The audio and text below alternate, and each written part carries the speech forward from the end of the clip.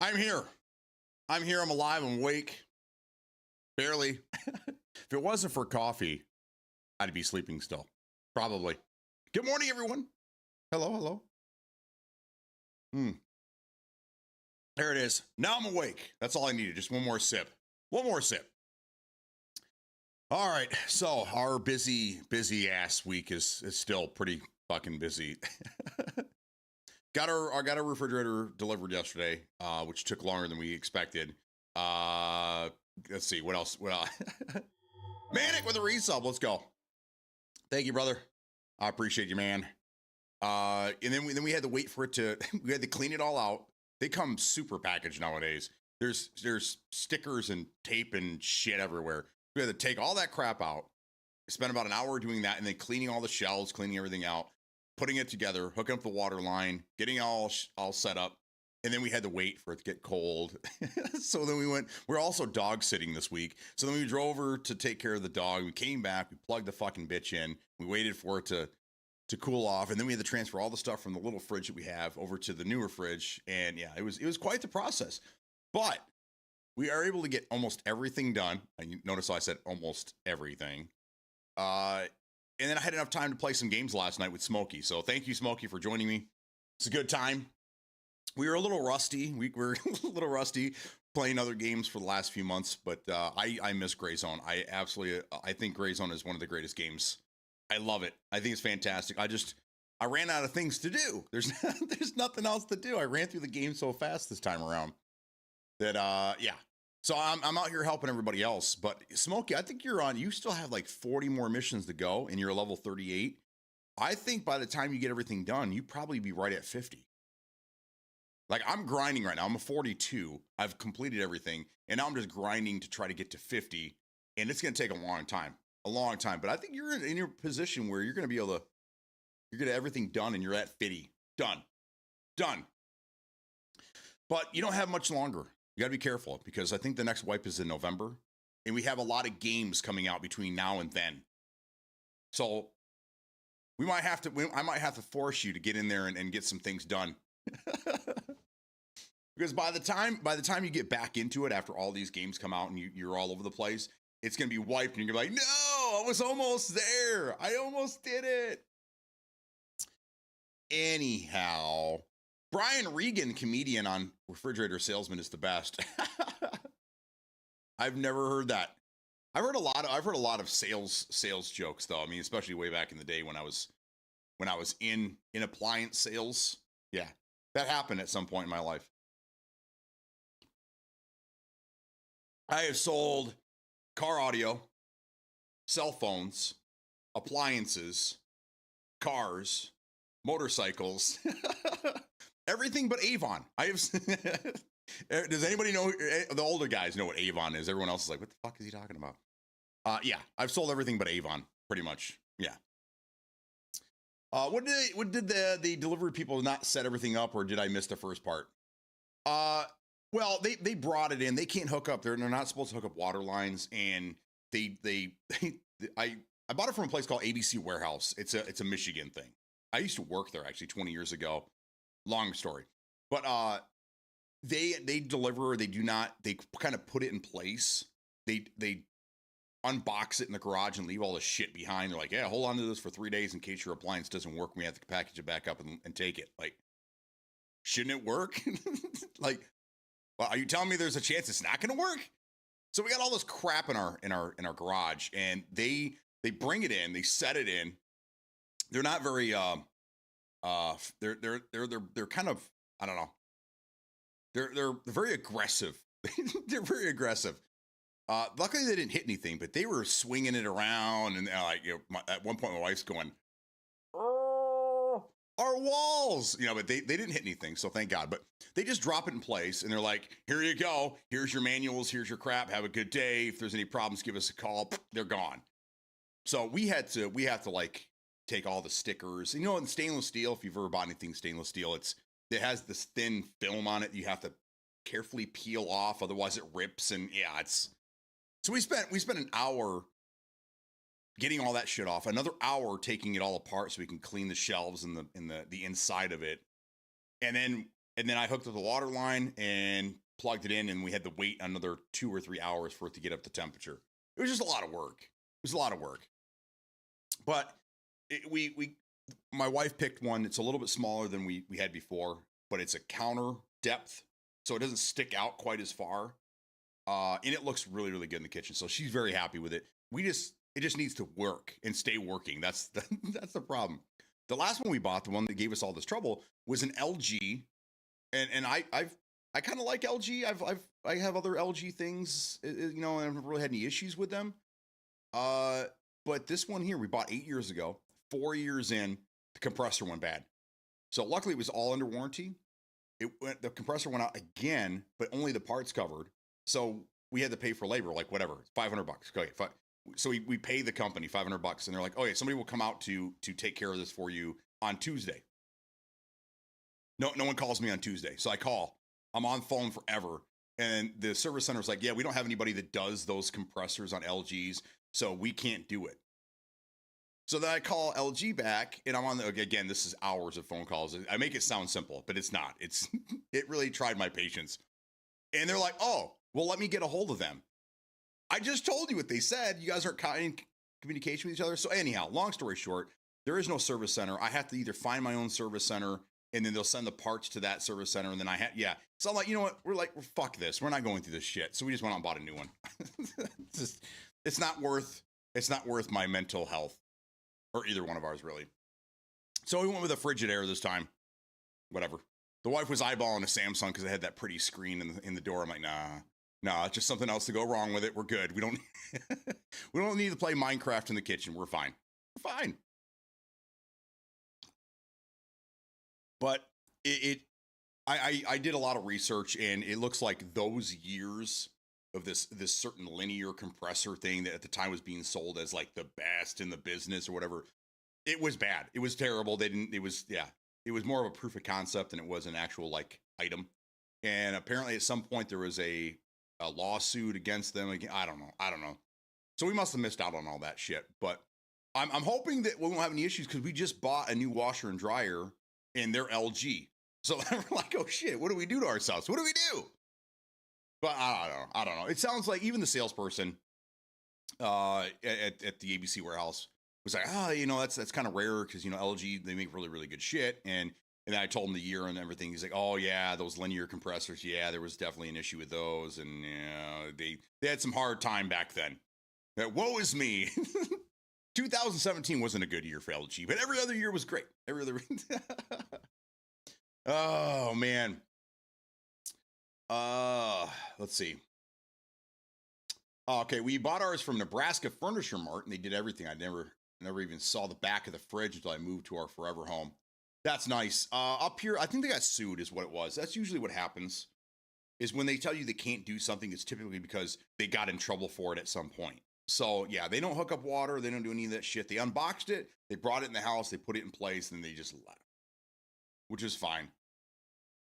I kind of like doing the rest of that anyhow. I worked at Lowe's in college and did appliance deliveries and hooked up washers, dryers, and fridges. I bet it was fun. But I was thinking about it. I was like, man, could you imagine if like you had to do a delivery at like a hoarder's house, or someone that lived in a very small house, or they didn't really give you room to do anything? Like that would suck. Trying to get this big thing with zero room to get through. I mean, I removed my door, and they ended up not needing it, but I still took the door off the hinges to give them an extra inch and a half. Manic knows an inch and a half makes all the difference, doesn't it? I mean, doesn't it make all the difference? So, I mean, I did everything. I cleared out the garage. I made a straight path for them. I took rugs out of the way, chairs out of the way. I made just an easy drop for them. And I'm glad I did, because the way that they were manhandling this thing, they would have hit everything. I'm glad they didn't hit the wall, but yeah. Wife wants a Sub-Zero refrigerator. She's got style, man. She's got style. Those are like the closest thing to like industrial that you can get. But if you have a big family and you're cooking for, I mean, why not? Why not? LG appliances are solid. We have GE because the oven was GE, came from house. Yeah, we were actually working on making everything LG.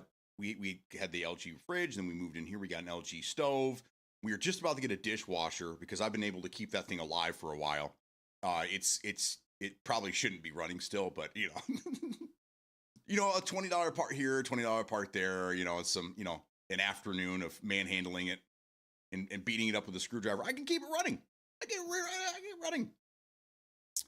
And that's the thing. The washer and dryer, I'd repaired the bearing a couple of times. My wife's always like, you definitely do your job keeping everything running in this house. So when it's time for us to go buy, because I always feel bad. I'm like, I hate spending money, you know. I apologize to my wife. I'm like, I'm sorry I couldn't do anything. I did everything I could. I feel terrible. She's like, no, I mean, you give everything in the house gets a second life because I tinker with everything. So she's like, if it's time to go buy a new one, I know that we've exhausted all resources and that thing's fucking dead. So kudos to my wife for having my back when I feel bad spending money. But we just dropped like $3,000 between the refrigerator and the washer and dryer, which we got good deals on. But it's still, it's like $3,000 we weren't wanting to spend right away. And, we're still trying to get this girl in a car and school starts today. And oh God. Anyhow, that's another thing I got in about an hour. In an hour from now, I got to take a quick little break. Daughter has a half day, afternoon half day or whatever of school, the first day. So I'm gonna do a little photo op with her and say goodbye to her. So I'll be gone for 5-10 minutes for an hour or in an hour, and then we'll be back. So don't give up. I'm here.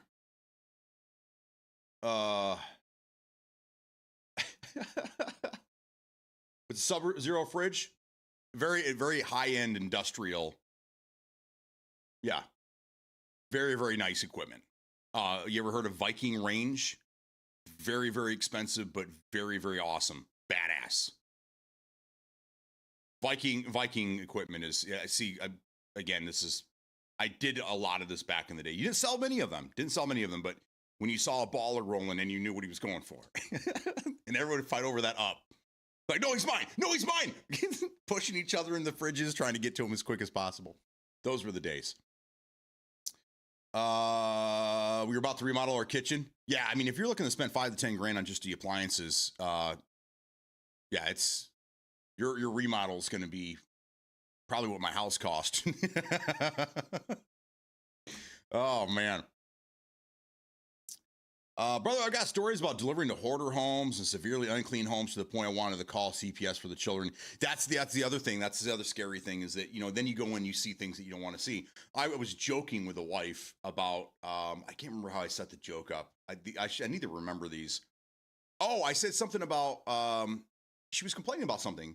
And I was like, yeah, that's the second worst thing that the delivery drivers have to deal with. And she goes, oh, okay. That makes sense. And then she goes, what's the first? And I said, Desperate Housewives. And she's like, oh, I'm not desperate. I don't know. I'm just telling you, that's the other thing that they worry about are the Desperate Housewives that, send the husbands off to work and I'll take my delivery now. Got any of those stories, Huckleberry? We have time. A Sub-Zero fridge is just a freezer. Yes. That's the only temperature, just Sub-Zero. Yeah. So you can put your stuff in there, put your milk in there, but you're gonna have to chip it away if you want to drink it. Rowdy of Joe, what's going on, man? How you doing, fellow old man? I saw you. I called you out the other day when you were in here. I see you. I have access to like who's actually in the stream, so not to scare you guys off or whatever. But I'm always looking to see who's in here. And I see you quite a bit, Rowdy. So I appreciate you hanging out and whatnot and. Long-time listener, first-time caller. What's going on, dude? Good to have you. To Ghost, I see you in here too. Looks like he just left. To Ghost, thank you for the resub, man. How you doing? I'm sorry, to Ghost especially, but I have not been. I've not been in a place recently where I can stop and watch streams. You'll probably see me active in certain things, but I'm not. It's autopilot. I'm not actually sitting here doing anything. And I've been trying to check my phone as much as possible for Discord and Huckleberry and Pink Penguin. I'm sorry, Pink Penguin. Thank you so much for the long list of of things for the Delta Force, which we're going to get to that in a little bit. We'll get to that shortly. But thank you for that, and I appreciate you guys being vocal in Discord. It's part of the Brian Regan joke. This refrigerator keeps your food cold for $500, and this refrigerator keeps your food colder for $1,000. Yeah, that's like that computer joke. You have two computers that look identical, and one's 500, one's 1,000, and you're like, well, what's the difference between these two? Like, this one was guaranteed to last 2 months longer, or the technology in this one is good so that you get another 3 months out of it. You know, it's shit like that. Freedom Escape, what's going on, man? I see you just hit a 20 stream streak. Woo! Let's do it, man. I have more access to things now, by the way, so I can. It's a little easier to monitor when I'm not staring at a screen trying to play video games. Man, we refused to enter one home and left on the porch. Pretty sure if we entered it, we would have been trapped in a murder basement. Even though I'm 6'4" and the guy I was with was 6'8", Hawaiian guy that looked like The Rock. We were scared to even enter. Yeah, some of those houses, man, I see them. You know, just driving around, even in some of the nicer neighborhoods. There's a house that the wife and I drive by to go to see my mom from time to time. And it's set off the road quite a ways. Nicer house. I don't know what happened, but it's like the garage door is halfway up and there's shit exploding out from the garage. Like an avalanche just came down and it's just all garbage and fucking shit pushed out to the driveway. And there's just like broken down cars sitting everywhere. Grass is growing all. It's just like, how do people live in that, man? I don't know. I don't know how you get to that point, but it's... Man, my lawn gets to be about like that. Like that. And I'm like, oh shit, I gotta get out there and get it done. Which, by the way, when it stops raining, I have to go out and mow the lawn. So, because it's starting to get like that. Yeah, I'm embarrassed. Don't look at my lawn. Sub-Zero is amazing. It absolutely is. Also, Viking.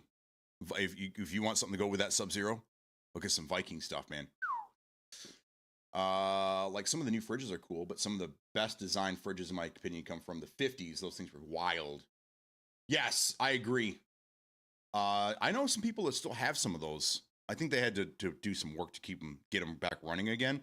But man, those old fridges that were kind of like, they were like oval, kind of rounded, that rounded edges, and you had to pull the lever down to open the thing. The one that kids got stuck in. Those are the ones that kids got stuck in. Yeah. You hear about that shit nowadays. You're like, it's just a magnetic seal. They just push the door open. It's fine. But back in the day, they actually latched and you couldn't get out of them things. But yeah, I see them around from time to time. I'm here. I'm lurking. I'll be lurking. I have EPA class today to teach today. Oh my, you're your teacher. Okay, awesome. Well, thanks, man. Appreciate you. I have a segment for you here shortly as well. So if you can't watch it now, rewatch the VOD later. Because I got something I think you'll be interested in for sure. The smells. Yes. Ugh. Ugh. Now I'm just rolling around. Finally, you're literally rolling around. Finally got back to be able to ride my bike and built me a new PC. Nice. So I assume you're still playing the Tarkov with the that metal guy. I'm just glad the homies are starting to venture into the PC world. Welcome. Welcome. But I know you've had a PC for a long time. You streamed for a little while. Now, unfortunately, no desperate housewife stories while delivering. However, did have a few cougars try to get me to do handy work in their homes when I was working the floor at Lowe's. One for sure was not subtle about what she wanted. So you did 2 installs that day? Ba-dum-bum. I almost forgot I had that. Thank you. Calm down. Okay. Delta Force on console was fun last night. Good. Okay. Stick around. We have a segment for you as well. Murder Basement was a beautiful home, clean, but there was a death smell coming from the back, and the dude was super creepy. Yeah. A lot of missing people in the area, was there? Mm-hmm. Not to be insensitive, but if you're getting stuck inside a fridge, that's Darwinism. Well, nowadays, but back in the day, they actually had latches, and you kids could get stuck in them. But I mean, since the 80s, shit, the 70s, they've all had the metallic little strip. I mean, it might be hard for smaller kids, but you can still push on the door and it will break that, it's I'm talking about the old fridges that had latches. Like you couldn't open it from the inside. It literally was latched from the outside. Those were the dangerous ones. But they still have notices on everything. Be careful. Don't let your child, play in the fridge. They could suffocate. Same with the bags. This is not a toy. Do not let your kid. They could cause suffocation. Duh. Duh. Why are you telling me this? Yes, sir. Made me a suicide shifter since I can't use my feet to shift, so I've been riding the hell out of it. Can't walk, but I can still ride. Are you on a trike? How do you hold it up? Do you just do rolling stops? do you get to and you're doing one of these trying to keep the bike up, or do you actually you put your feet down? If you can't use your feet, I'd be afraid I'd tip it. Tell me your kid's got you a trike kit or something. Otherwise, you're a hard ass, man. You can't shift, but you can hold the bike up. That's pretty good. And then can you get your foot back down there to get the behind you to get the kickstand, the Jiffy stand? Can you get that down? Or do you pull in and your kids are waiting for you, and each one like a pit crew, they grab each side of you, and then one reaches down and pulls the Jiffy stand out, and then they carefully lean you down and then pick you up off the bike? That's what I need. I need to recruit my kids to do that for me when I get older. I'll be home in 5 minutes. Be ready. I pull in the garage. They're all waiting for me. How fast can you get me off the bike and into my chair? Murder Basement was in Austin, Texas area. Oh, you know what? There were some missing people out there. I Google the name from time to time. Just to see if he's been caught. That's great. I'm gonna need some sensitivity screenshots. What gun you use? I've lived a full 28 years and never once considered getting inside a cold box. Yeah. We had a small. There was a little. When I worked for an appliance place, we had this little. I guess he would be it wasn't a delivery guy. They were just warehouse dudes that would get things and they would put them on people's trucks when they bought them there at the store. This is back when stores had inventory. It wasn't you buy it and we'll ship it to you or we'll have it here next week type deal. You walk into a store and buy a TV and walk out with a TV the same day. Those were the days. But anyhow, he was just a little guy. And everyone always teased him that he was in the wrong line of work. He should have been a jockey, would have made better money and got better women. Anyhow, whenever we were showing off these deep freezers to people, if the people were cool, obviously, if they're cool, we'd have him come over and he'd just jump in and shut the door. He's like, see, you could fit a human in this thing. Oh, God. My humor hasn't changed. That was 20 years ago. My humor hasn't changed at all. So I do it all myself. Hell yeah, Rowdy. I love it. M4 into the force with playing instruction. That's what they start with. Roll up beside it, crawl over and on it, and haul ass. Love it. That's great, dude. Well, getting on it is probably easier because you have the stand out, right? So that you just kind of just quick lean and then let just get it going. And then once you get the gas going, she starts moving. That kickstand should just sweep back up, and then you're good to go. But it's just it's the same thing with landing a plane. Getting off the ground is easy. It's landing. And in this case, getting off the bike when you get back home, that's probably the hard part. But I'm glad that you're out riding. I'm embarrassed to say I've ridden one time this year. I have my garage is cleaned out finally. I got everything out there done. I made a nice little bar area for the wife. We got some lighting out there. I got a disco ball out there. Yes, you heard me correct. Yes. Well, it's not disco ball, but it's a strobe light type thing. Anyhow. My bike is out there ready to go. And I look at it every day and go, man, I got to get on that thing today. And then just the time gets away from me and then it just doesn't happen. So I feel terrible. I haven't ridden my bike much in the last 2 years and I feel horrible. Horrible. If you can hear me out there, Dinah, I love you and I'm sorry. There you go. All right. I know you guys are all antsy to get to the big stories of the day. So we're gonna get this one done. Pardon me while I pull this up. Pardon me while I whip this out. What movie is that from? All right, here we go. What day is it? I'm about to tell you. Today's 8/20 or August 20th, 2025. Today we celebrate. Oh, here we go. I haven't looked at this. I haven't looked, so I get surprised just as much as you guys. National Bacon Lovers Day. Who are bacon lovers here? Who loves bacon? Bacon's okay. I'm okay with bacon. What I don't like is the bacon smell in the kitchen all afternoon after you've cooked bacon in the house. So I make the wife cook it outside on the grill. My daughter's the one that loves bacon. She'll eat a pound of bacon and still be hungry. So I blame her. National Accessible Air Travel Day. So Rowdy, it shows a bunch of people in wheelchairs waiting on a plane. So this is for Rowdy. There you go, buddy. It's also National Chocolate Pecan Pie Day. I've never had a chocolate pecan. I've had pecan pie, regular pecan pie, but I've never had chocolate. It sounds like it might be good. I don't know. Has anyone had that? Anyone ever had that? It sounds, yeah. I don't know.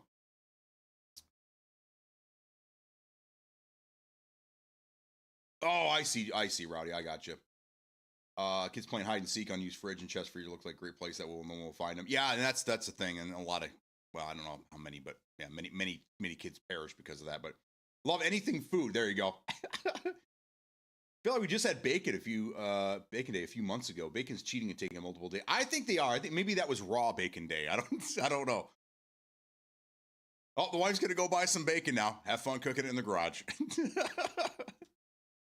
Bacon's a heavy smell that will sit around for a day or two. Absolutely. That's why I don't like the smell. I don't like that. Ugh. I hate grease. I can't do grease. I don't like fried things. I know I'm weird. I don't like fried things, but I'll do fried pickles and I'll do French fries. But I don't like fried chicken. I don't like deep fried things. I'm not that guy, unfortunately. It's crisper. It does stick. Yeah, it does. Absolutely. Today is also National Radio Day. You guys remember those? Anyone under 30 probably has no idea what a radio is, but I love my radio. I still have a couple. And that's it. So not a whole lot. A chocolate pecan pie. While you're out getting the bacon for yourself, get us a chocolate pecan pie. I want to see what that's all about. And if it's that day, it should be being sold everywhere. That's my assumption. Bacon in the oven doesn't smell up the house as bad, stays flatter and crisper up. Perfect. You know, we I know that we're going to get a little backlash here, but we have tried that turkey bacon stuff, and it's actually not bad. It looks weird. I mean, they try to make it look, it looks like bacon, but it doesn't.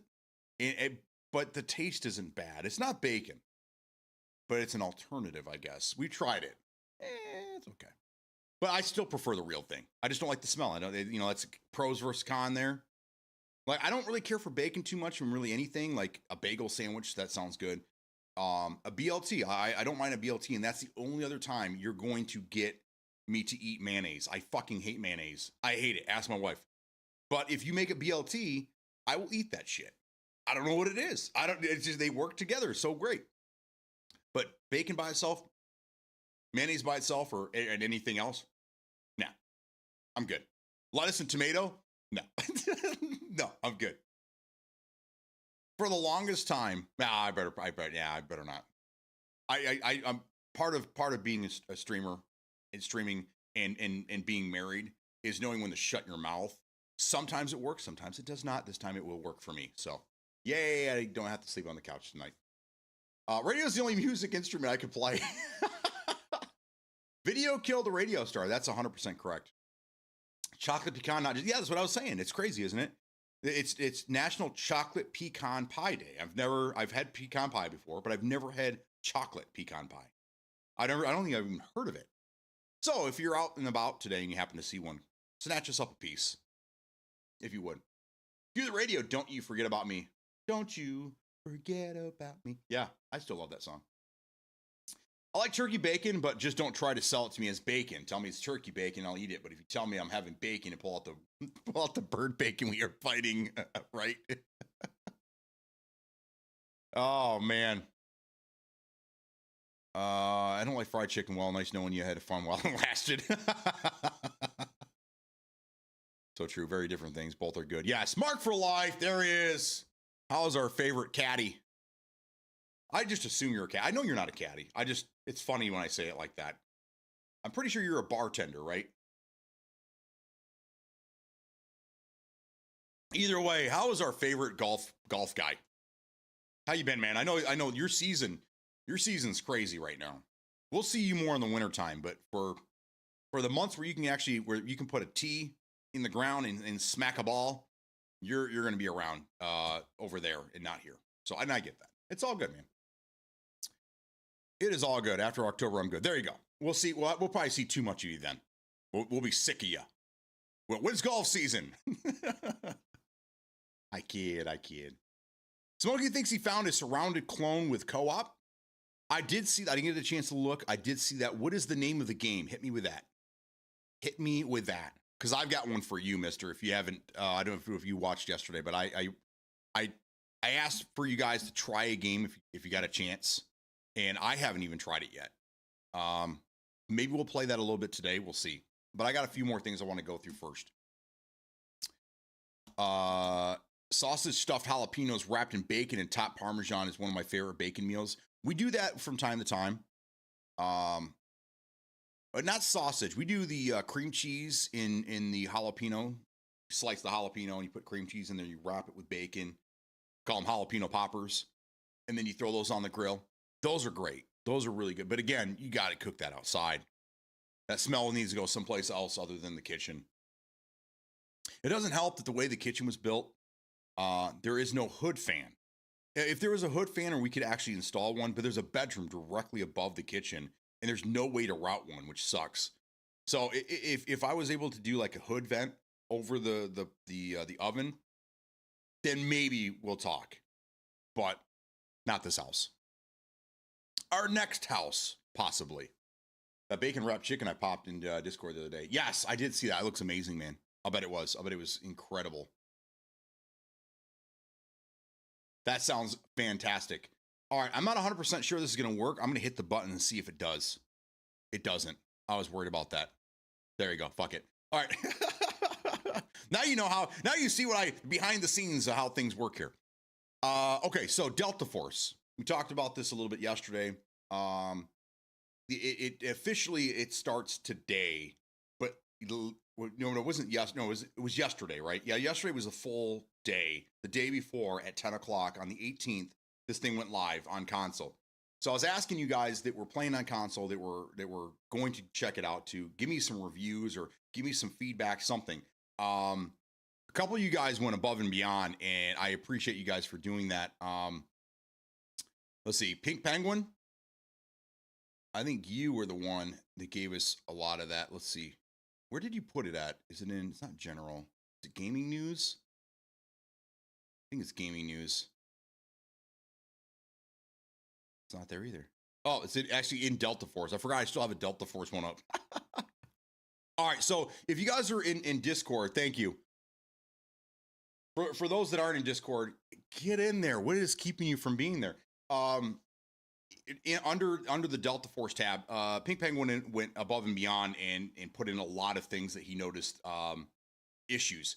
And I was reading through some of these, and it does seem like majority of these are based on controller issues, basically. So again, it took them an additional 5 months to get the console set up for you guys, and then get controller input control set up. And it doesn't look like they did a very good job based on what I'm seeing here from what Pink Penguin was saying. Again, I haven't played it on console, and the last time I touched this game was December 5th when it actually launched. So it's been 9 months. A lot has changed in 9 months. A lot of this I'm reading here and I'm going, okay, I don't remember that being an issue. Maybe that's something they introduced recently. But a lot of it looks like it is based on just the controller support itself, and they did not do a very good job. A lot of these things here are especially with the extra 8 or 5 months that they took.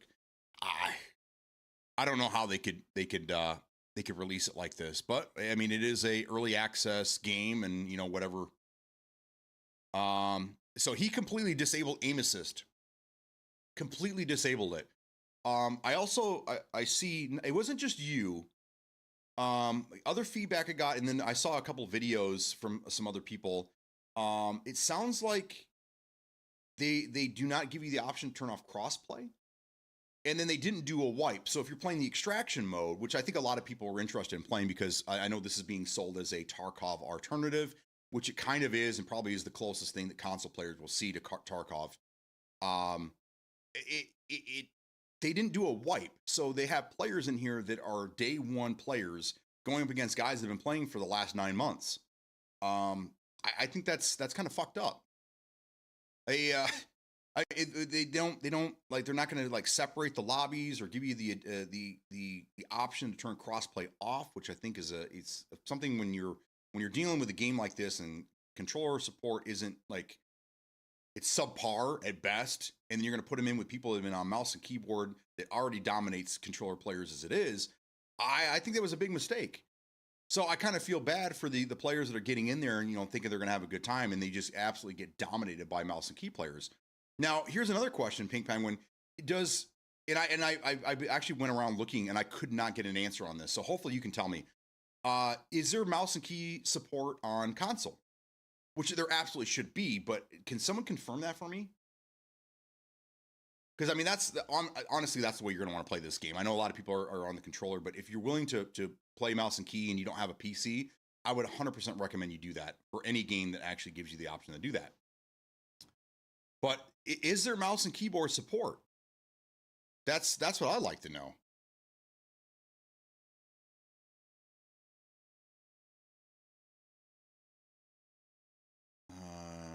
Dead Poly's your game. Okay, my game is Project Silverfish.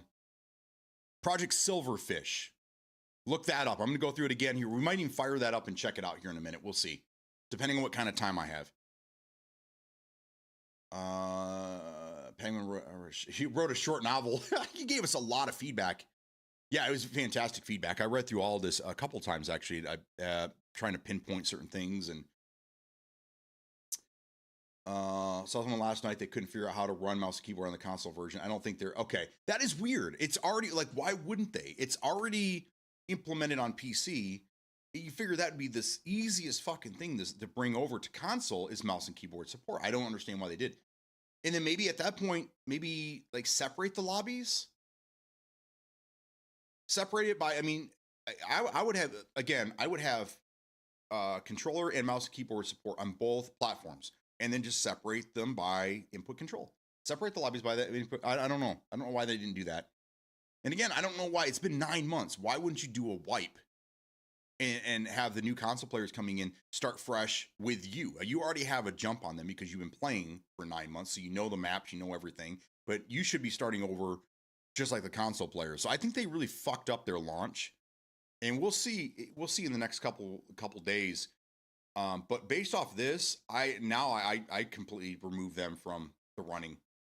I think even in the state that Battlefield's in, it's with all these issues that controller players are seeing on console, it's not going to work. If this game would have released to console with no issues, everything was beautiful, controller felt fluid and nice, and there was no issues with it, I think I'd be all right. But if they're going to leave it in this state and it's as bad as Penguin's telling us, it's almost DOA. I don't know. I had fun with it on controller. The Mini 14 is pretty solid in King of the Hill. Now, see, that's what I played. I didn't really care for the extraction mode. I played it a handful of times with a bunch of you guys, and at the end of the day, it just wasn't for me. There's a lot of different things, and I don't care to go over them again because I did that until I was blue in the face and probably lost a lot of viewers doing it. But it just wasn't for me. But Warfare was a lot of fun, and at the time I even said, this is a great Battlefield alternative, especially for people that were really pissed off with the 2042. That they're now trying to fix in their last ditch effort to keep people playing until Battlefield 6 comes out, which we could talk about that in a little bit as well. But Rex is going to boot and check. Also, I haven't checked the controller support on PC. There is. Okay, so I did look that up, Free, just so you know. There is some type of controller support, and it's been around since April 21st is what I'm reading. But from what I understand, it's the controller support was ripped from the mobile version of the game and just kind of tacked on, and it's not even something that the developer did. It's something that's available on Steam that it sounds like somebody did. Some person, some random Joe did. Not Rowdy Joe, some random Joe. So that's all the information I can get. I haven't tested it. I haven't looked into it. That's all I can find is that it has some type of controller support, but it can only be used in matches. You can't you still have to the menus and shit. You still have to use mouse and keyboard to navigate menus and all that other stuff. But once you get into game, you can grab your controller and away you go. I did not try mouse and key, but I did feel it was just copy and paste. A lot of navigation would have been fixed immediately if I plugged it in. Weapon customization was a bit overwhelming because I couldn't figure out the difference between the different categories of stats for the guns. Even some quick info about what each did would help. Yeah, I remember that being kind of an issue too. And then I just kind of I was just like, whatever, I'll just grab whatever guns. And then what I was doing is the people that were giving me a hard time, they would kill me multiple times in match or give me a hard time. If when I killed them, I run over and I take their gun to see what the hell they had.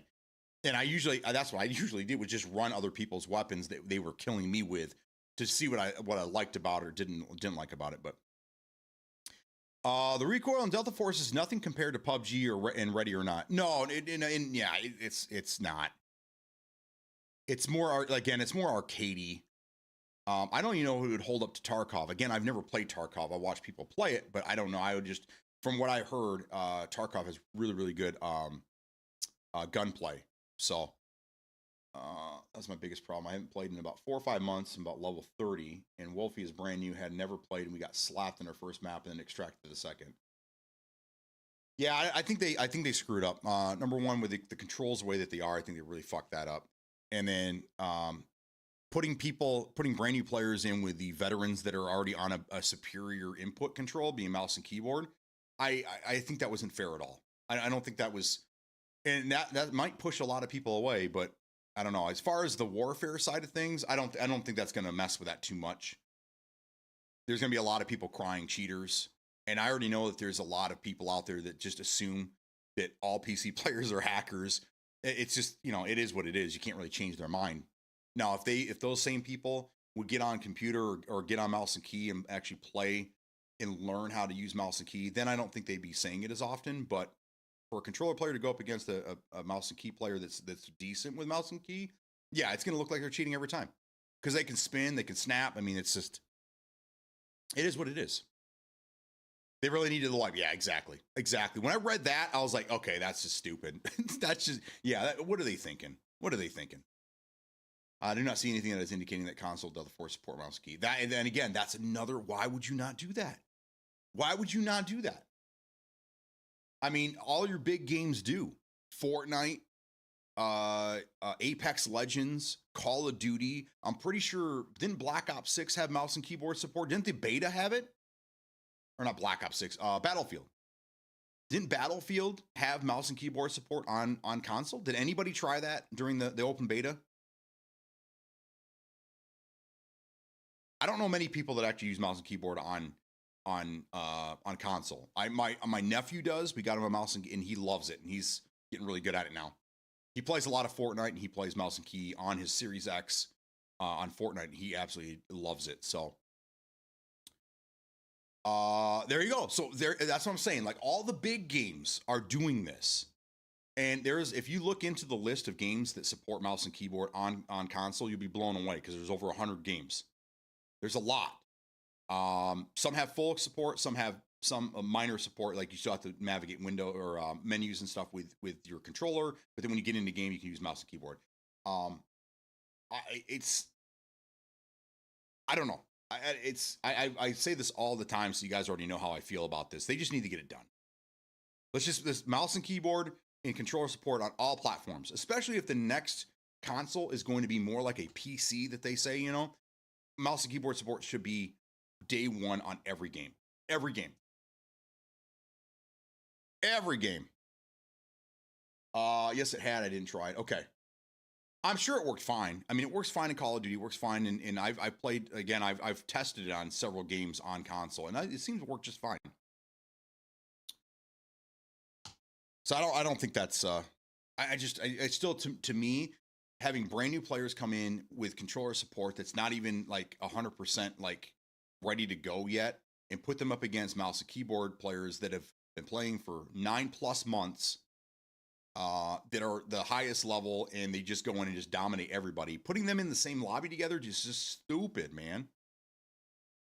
That's when skill-based matchmaking is needed. That's when Yeah, or at least give them, put them all together until they get to a level 15 or 20. Separate the lobbies by levels, something.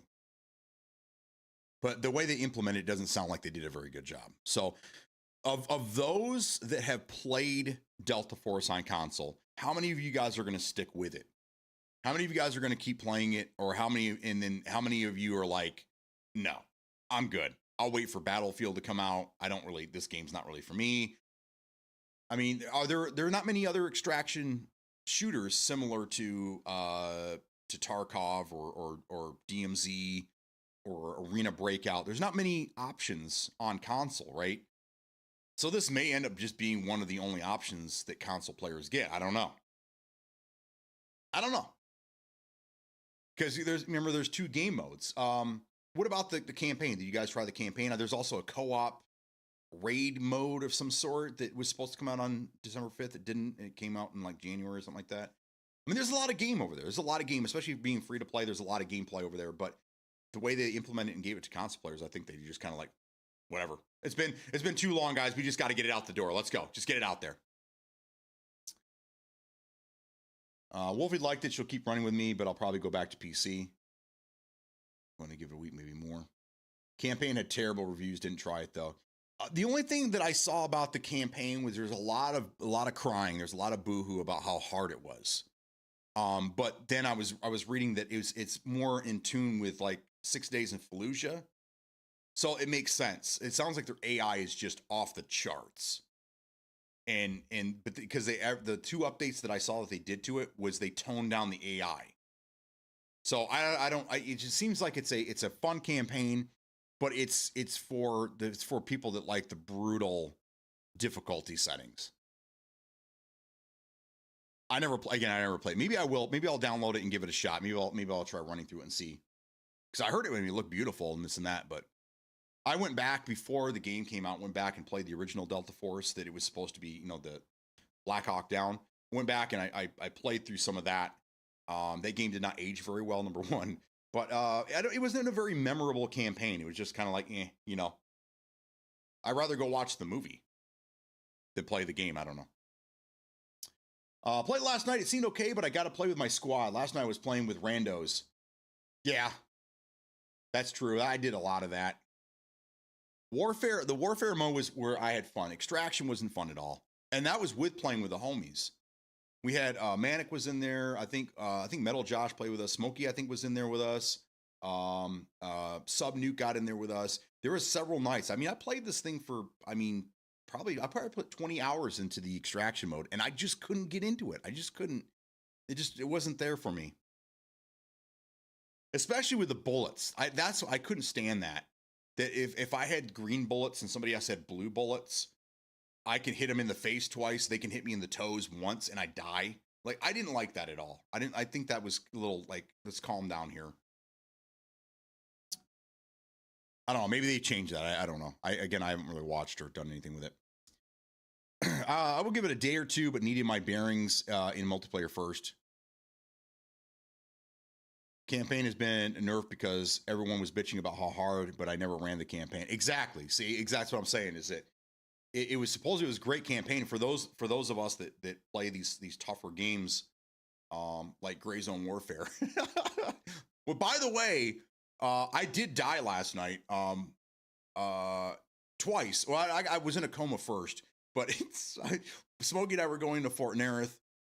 We just ran by a guy, so he was going for kills, so we were going to leave all the kills alone. But it looked like it was pretty empty, and we were like, okay, is the headquarters, is it clear? He's like, oh yeah, last time I was there. I'm like, okay, how long has it been since you were there? Sure enough, we walk up, there's a guy on the road below us. I line him up, I take my shot, boom, he headshots me.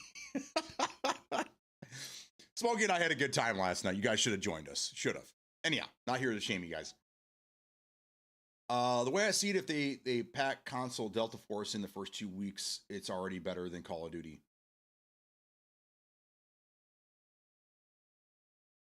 The way I see it, if they packed console Delta Force in the first 2 weeks, okay. Had an NVIDIA update after we got off. Yeah, I did see that. I did. Did you see specifically in the patch notes that it said something about something about Gray Zone and performance and this and that? I downloaded that and I was running that last night. Smokey and I, we were in this horrible server that we kept crashing. We finally got out of that server, went to another one that we didn't have any problems after that. But I mean, that server was horrible. I thought I was going to lose my gear a couple of times. It sucked. I was going to jump in with you boys on Gray Zone last night. We was having a real rough night. I understand. It's all good, man. I'm not here to shame you or nothing. I was just giving you shit. Let's see if they patch console. Yeah. Well, I mean, you already realize that, Call of Duty is going to have, which all games do, have a day one update. And this has been the norm for 15, 20 years now. Whenever a game comes out, it goes gold. They get it printed on a disc, and then they realize during those 3 weeks that it's being out shipped before it goes to the, they're able to sell it. They realize they need to fix this. So even if you buy a disc, when you get home, you still have to download and update. That's why I don't buy discs anymore. I don't even know if they sell discs anymore. I never see them. Like when I go to this, I don't ever see games on store shelves anymore. I just assume everything's digital now. And I'm mostly on PC, so I really haven't been in a position to buy a disc. I buy everything digital, but yeah, that day one update is gonna be killer for Call of Duty. I guarantee it's gonna be over 50 gigs, and I guaranteed, man. We'll find you another night free. It's all good. So there we go. The Delta Force sounds like it. There's a lot of people that love the game. They've been waiting for it for a long time. Some people are loving it right now because I'm seeing all these. I don't know. Maybe they're paid for. I don't know. But I keep getting all these videos popping up about how Delta Force is amazing. It's finally on console and it's amazing. It's better than what it looked like 9 months ago. Blah blah blah blah blah blah. So I don't know. But then I see real people like yourselves that are telling me, man, the controls just suck. It's not right. It's not there. They need a lot more work. So I don't know. We'll see. Time will tell, guys. Give it a month. We'll see how many patches go through. But I really think they did a disservice to the console people by not doing a wipe in the extraction mode or separating them somehow. You got to give new players an opportunity to play. I mean, even PUBG does that. If you're a new player on PC, they put you in lobbies with bots so you can kind of get used to it. And as you get to certain levels, then they start opening the floodgates. Because if you were a new player and you wanted to play PUBG now on PC, it's not even worth it. You're going to get dominated. So, I mean, at least some companies know how to ease players into a game that's already, that already houses many great players. Buy most of my console games on disc still, unless it's in online only. There you go. I mean, I have a lot of discs, but again, I can't remember the last game I bought on disc. It has to be probably 3-4 years ago. It's been a while.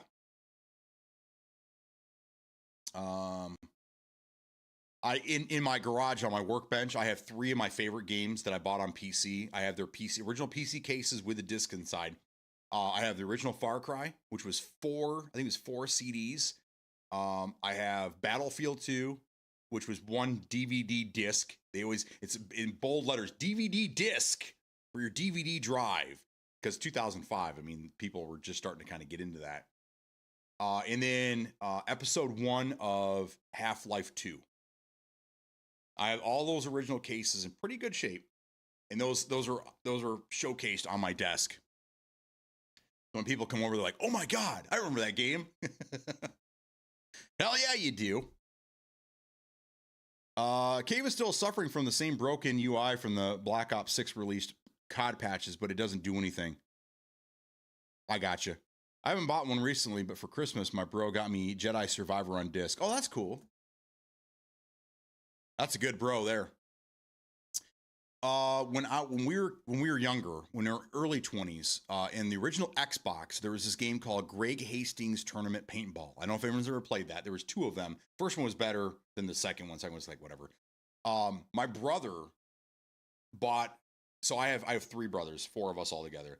He bought 4 copies, 3 for all of us, or for 1 for himself and the other one's for us. because we all had Xboxes to get us to play games together, and that was fun. We played online. We did a lot of that for a couple of months. I miss that. I miss getting the bros back together. But yeah, that was awesome. This was early 2000s. He bought us each a copy of this game so we'd all play together. Those were the days, man.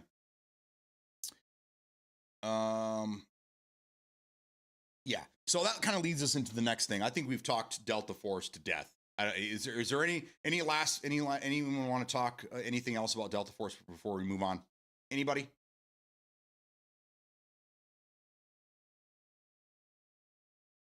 All right, going, gone. Next. Oh, another one of these. Another one of these. There we go. Okay, so this takes us to this. I'm trying to be unbiased here. I'm trying to be I'm a news channel.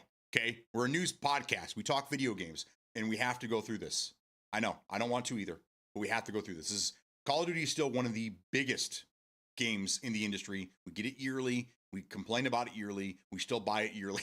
You know, some of us still buy it yearly. We have to talk about this because there's a lot of information coming out. They just did a big reveal. I was reading this morning that the campaign, they're trying to go in a different direction with the campaign. Now it's going to be a 4-person co-op campaign, and something about at the final boss, or when you beat the game, it unlocks some weird 1v32. I don't know. I don't know anything about it. I saw it this morning. So can anybody enlighten us? I still see a couple of Call of Duty players in chat here. For those of you that are looking forward to this game coming out, what are your thoughts?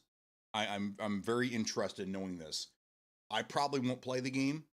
I'm definitely not going to buy the game, but it'll be on Game Pass for a lot of us. But it's still my duty to please that. To cover these things. So we need to talk about this, and we probably will talk about it once or twice more before it actually comes out, because that's what I have to do. Unbiased opinions. You know me. What do you guys think? Who's interested after watching the reveal trailer, which actually I need to cue that up, and we'll watch it together. What do you think? What's the most recent one? You guys may not even seen it, because I know I haven't seen it yet. Ooh, the number one comment on the Black Ops 7 trailer. We'll have to look at this later. Okay, so this one came out, this says 20 hours ago.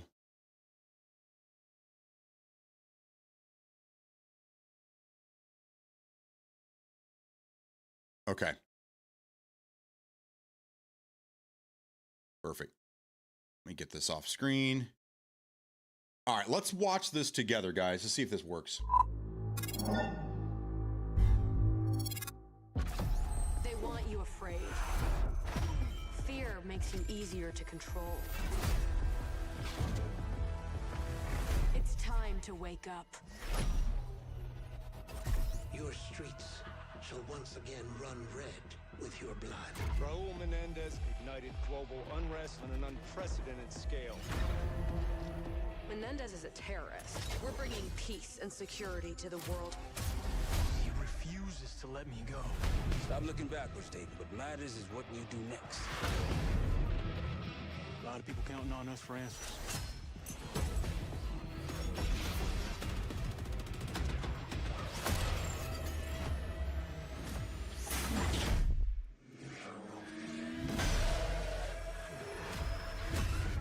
Inspector 1, report. Need a sit rep.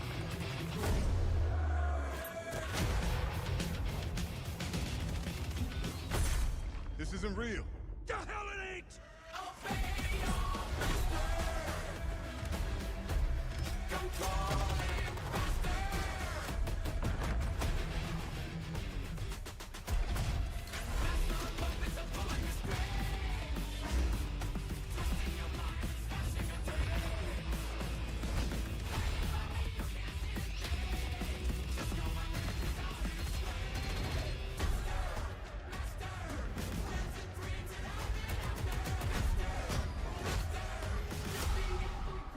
Pull it together, man! So eager to leave, David. Killing the man is a hell of a lot easier than killing the idea. You were never cut out to be a Mason. No more games. This ends now.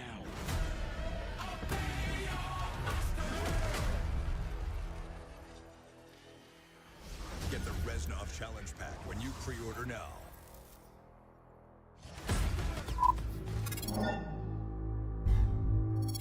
All right, there's a lot to unpack there. Number one, why? Why, Metallica? Why? Why would you do that? Why? Okay.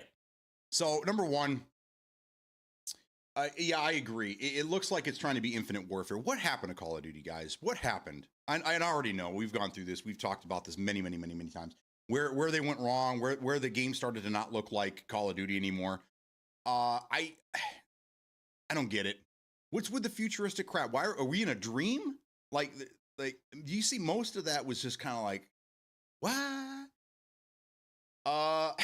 The other thing is, so from this picture right here, I at one point I looked at this and I was telling the wife, I was like, because we talk games, we talk everything together, but I'm looking at this and I'm like, this looks like that guy that was in that show you used to watch with Mandy Moore, that This Is Us or whatever. David, I can't remember, his David something. We've seen him in a couple of things since then. He was the dad that was dead, right? But they kept doing flashbacks to when he was alive. You guys remember that show? Did anybody watch that show? And sure enough, now watching the trailer, I'm like, that's the guy. That's sure enough, that's him. But it looked, yeah. So they always do a fairly good job of casting people in Call of Duty. Kevin Spacey probably wasn't the best. But again, you don't know what people do. You don't know. You don't until they're in trouble. You don't know. Same thing with Conor McGregor. Hitman had to get rid of him because of things and whatever. Justin Roiland's probably one of the bigger ones. But anyhow, it's just they do a good job with the casting. The campaigns are always pretty solid. But all I see there, guys, is frustration. These guys are grappling and jumping in the air and shooting fucking grenades down in the. Multiplayer is going to be probably more toxic than it's ever been. I don't. What happened? What happened, man? And I think this right here, I think this right here showcases why Battlefield is probably gonna dominate this year. People are loving Battlefield. It seems fresh. It's giving Call of Duty a run for its money because it's giving Call of Duty players the type of movement and gunplay that they used to have. They don't have this anymore. Black Ops, Call of Duty, it's gone. It looks to me kind of like Splitgate. Anyone play Splitgate?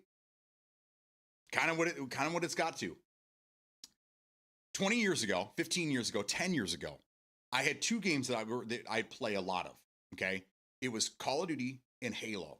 And the reason I played those two games is because they were so different from each other, but so much fun at the same time.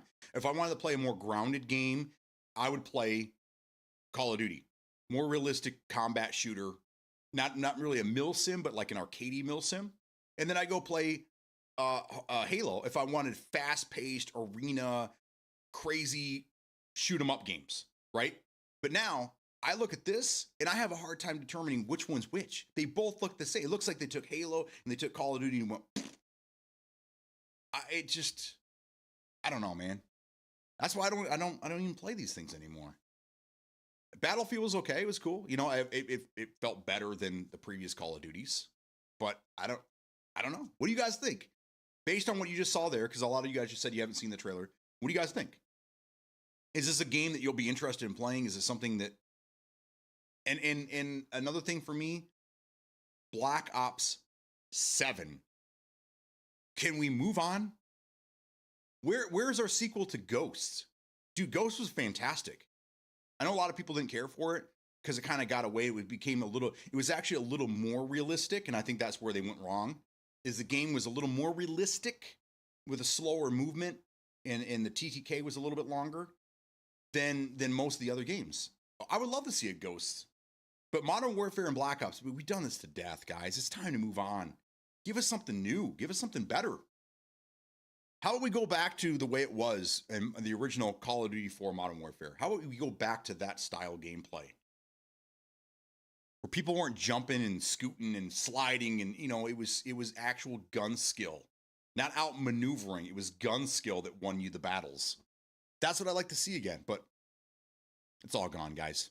That left with Vince Zampella. Once Vince left in early 2012, 2011, it was, yeah. He was the heart and soul of Call of Duty, and it's now gone. Oh, well. I've unpacked everything that's caught. It's going to suck. Saw more clankers. Are those the robots that you're talking about? Oh my God, I stepped away and I came back and I thought it was an ads. Like, I'm sub bitch. Don't do that. I wanted to show you guys the trailer to see what you thought, because I haven't seen it either. So I want to watch it together with you guys and kind of do a little, what the fuck are we doing here type situation. I think it's going very well. Splitgate 2 was fun, yes. But if they took Splitgate 2 and they slapped Call of Duty on it, it was Call of Duty Splitgate 2, would you still play it? This game right here, if you gave it any other fucking name besides Call of Duty, you called it anything else, like bang, bang, shoot 'em up, I think it would do great on its own. I think people would be like, oh, this is interesting. This is cool. I like this. This is cool. But as soon as you put Call of Duty on there, people expect something. So when you don't deliver on what the Call of Duty name is, this is what you get. You get backlash, and you get, you know. But again, it's kind of one of those situations where, like, even bad advertisement is good advertising. You know, it's just, as long as you stay in the news cycle, our president's very good at this too. As long as you stay in the news cycle, you're always relevant. You're always relevant. You know, and that, I think that's what they're going after, is that they always just, good news, bad news, they don't give a shit. As long as their name is coming out of your mouth until launch day and even after, their job is done. They don't care. And they get to live rent free in a lot of people's heads. Kind of mine. Because whenever I see this image right here, I go, ugh. I played Split, fast paced for sure. NA will put my money into Battlefield. Ghost was a holy grail, this Mason and Woods thing. How long is it going to live? I like Woods. I loved Woods as a character, but it's constant. Like, they have to live off these certain characters. They have to find a way to make the story work to get these characters back in. I heard that Reznov is coming back in this game. Now, at the very end, they did say that they have a Reznov character skin, so it kind of makes sense. But Reznov, he has been a character in these games since World at War in 2010? was it 2009? No, World at War was 8. I think World at War was 2008. It came out the year after Call of Duty Modern Warfare. Because people were like, why the fuck are we going back to, why are we going, we just made it to the present. Why are we going back to World War II? I don't know. All right, guys, I'm going to take a quick 5-minute. My daughter is heading out for her first day of school. We're going to go do a photo op and some hugs and congratulations and stuff. So give me 5 minutes and I'll be back. Until then, talk amongst each other. I want to talk more about this when I get back.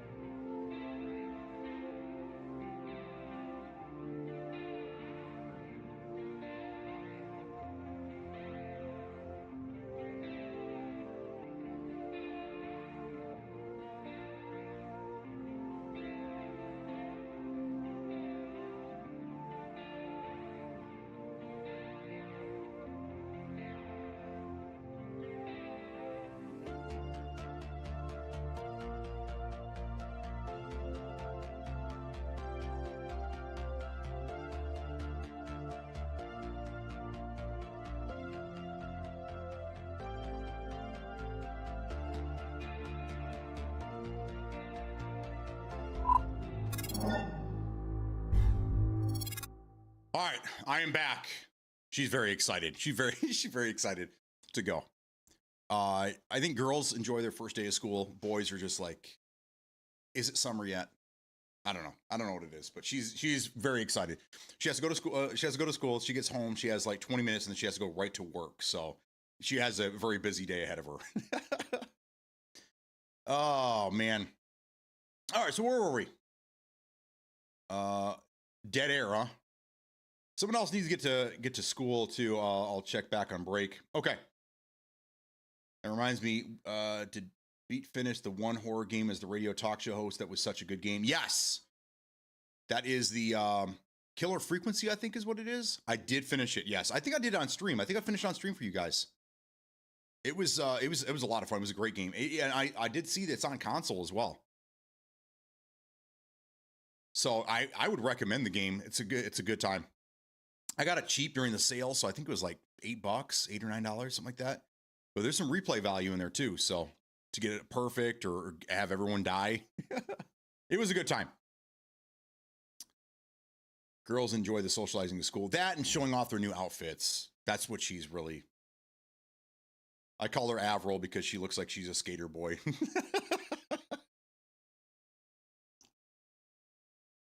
She got a new pair of DC skate shoes. And I taught her how to skateboard years ago, and all my kids really, but so she's trying to match that look, and she pulled it off. She looks really good today. Why don't go back till next week?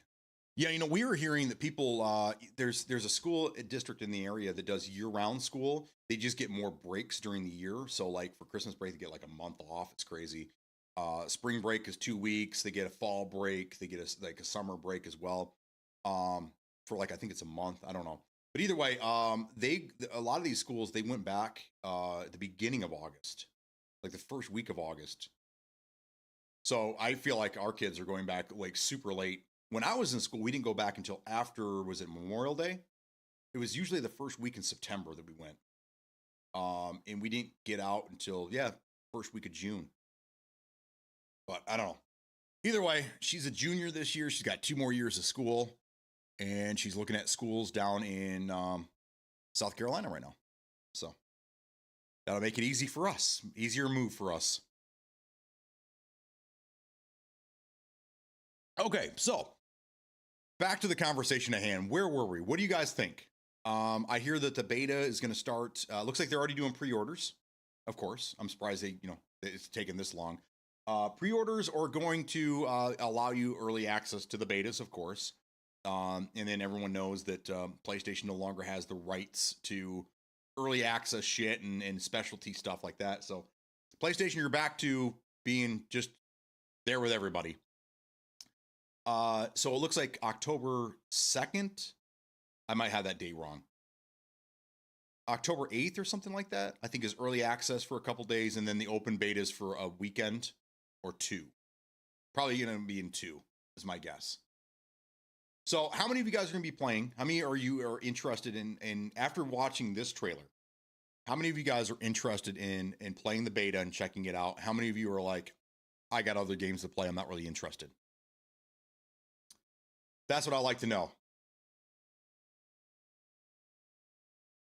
The beta hitting on Battlefield 6 launch, yikes. Yeah, and they know what they're doing. They know what they're doing. I think Battlefield is going to take a hit from that, but I don't think it's going to. I don't think it's completely deter people from. It might be one of those things where, like, the very first day of the beta, people are in there playing, and then the next day they go right back to playing Battlefield. Because I think at this point, like, if you're gonna pay the money to buy Battlefield, which is a $70 game, I do believe, I think that you're not going to want to put that aside to go play something else for a minute, you know? And if they do 2 weekends, then I think most people will wait till the second weekend, unless you're already looking at Call of Duty. But I don't know. I don't know how much it'll take away from them. But I mean, we obviously know what they're trying to do, you know? Steal their thunder. Ooh, is that during the same week? Oh, I'm so sorry. Oh, God. Hope that doesn't happen again, you know? COD as a beta? Yes. They just announced it today. That must have been what they were talking about this morning. Someone said that there was a conference this morning. So I got a notification on my phone via Xbox that pre-orders are available now. If you pre-order, you get early access to the beta that launches on... I'll just look at the phone, I'll tell you. And I already swiped it. Never mind. Oh, there's that story. Oh, you know what? Yeah, that's it. Okay. So I think it's like the 8th or something like that. Either way. Zero interest in either games. Yeah, I won't be playing either one either. Battlefield is okay. I put 8 hours in the early access day 1 of the open beta. I mean, obviously I had things going on, so I didn't get a chance to play. But I never felt like I was missing out. I never had FOMO.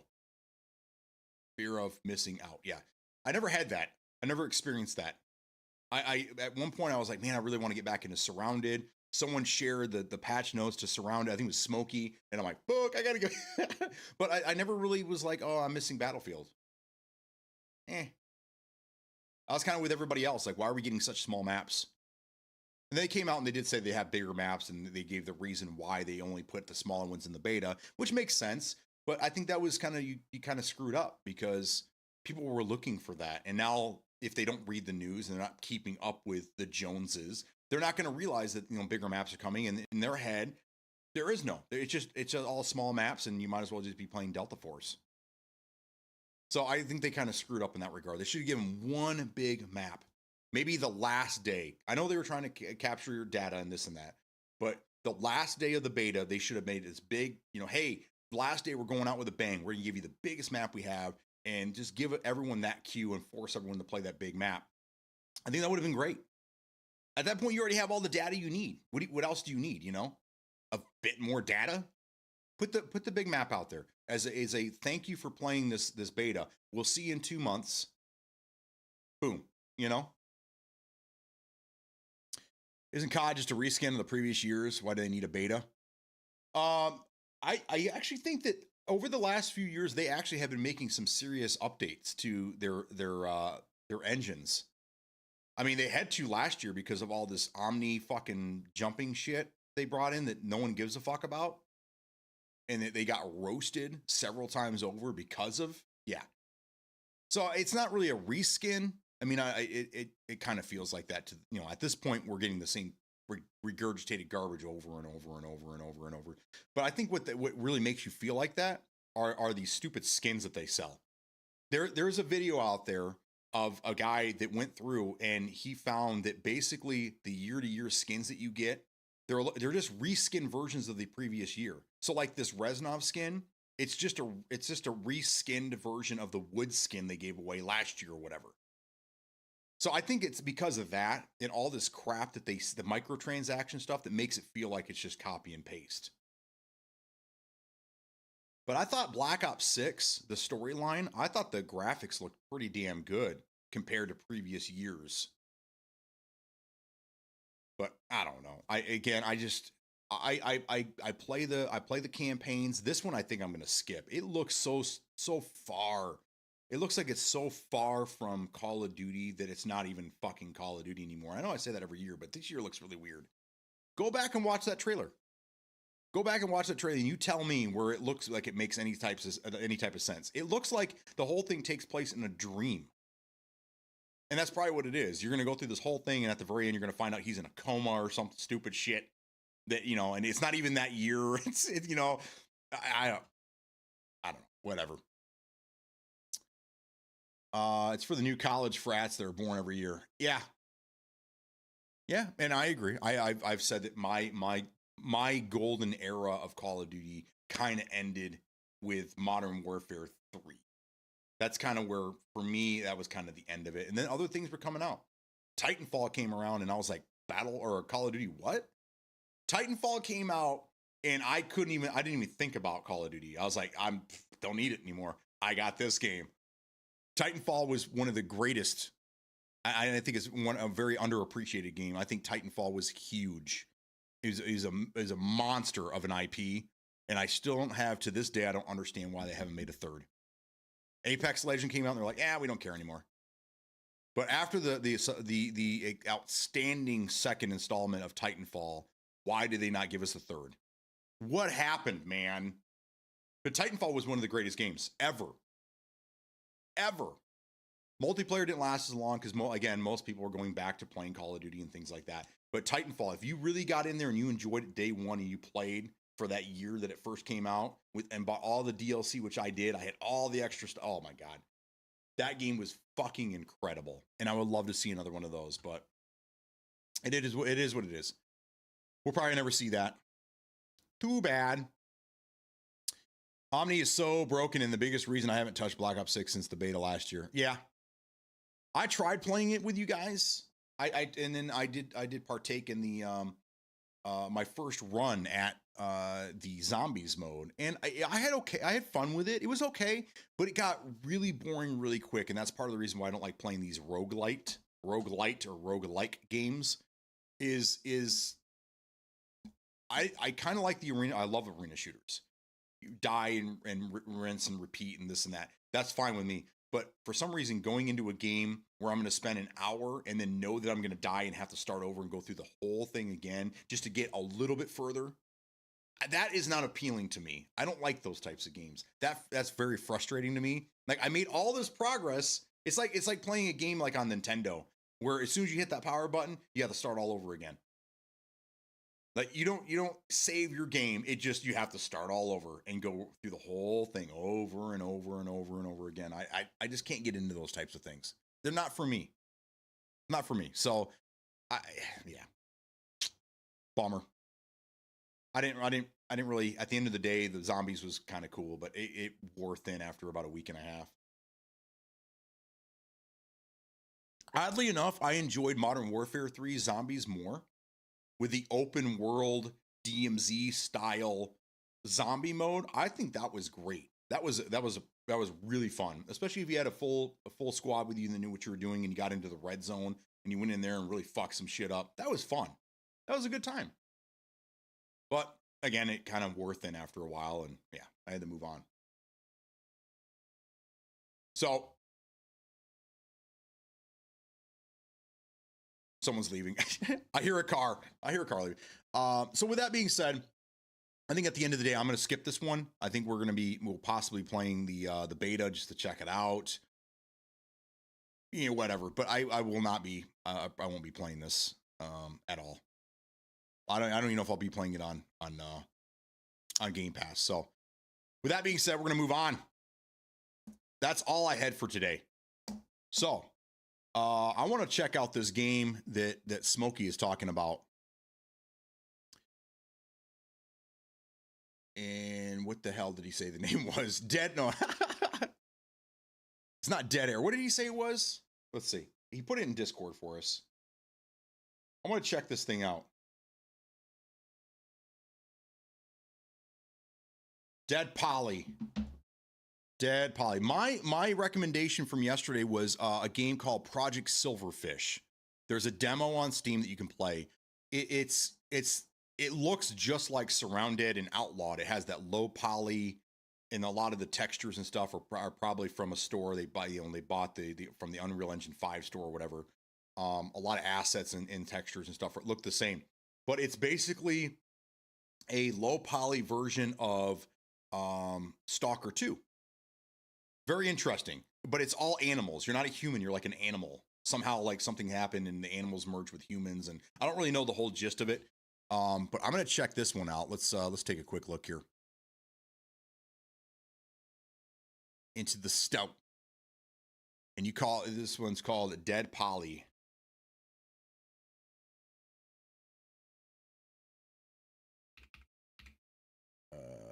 Yeah. Oh, it's cheap too. It's only $10.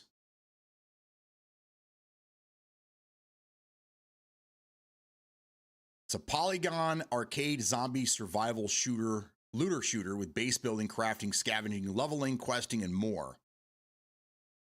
Where your only goal is survival. Everything else is optional. Okay, so this 100% looks like Outlawed. Everything looks like. I wonder if this is from the same team. No. This is their first game. This has been out since 22. Same thing with Surrounded. It's an older game. It's receiving some new stuff here. Let's see. Can I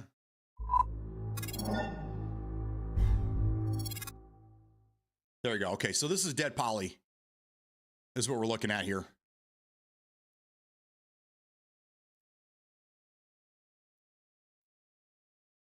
I'm getting zero audio.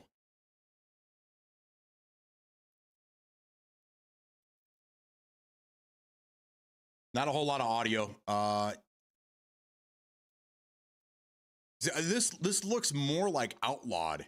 I mean, especially the backpack situation, but with the low poly graphics that you see with Surrounded.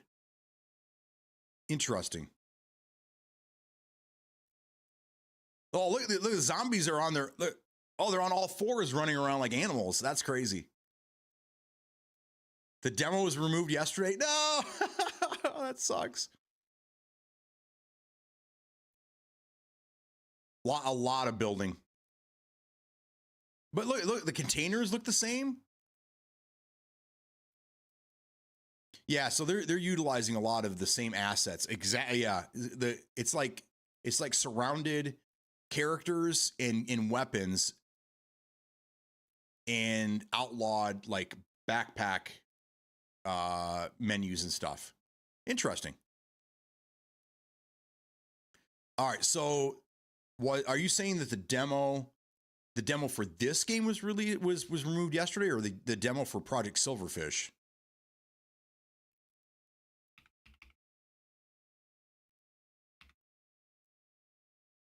Are you serious? Oh, they did too.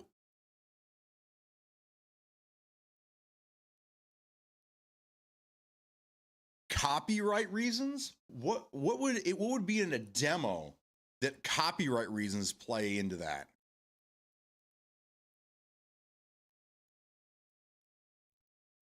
Well, let's see if I can even fire it up. See if it even works. Well, I was hoping because it's already in my library that I could play it, but no. All right, so we're out on that. It looked interesting. Project Silverfish looked interesting. Let's do this.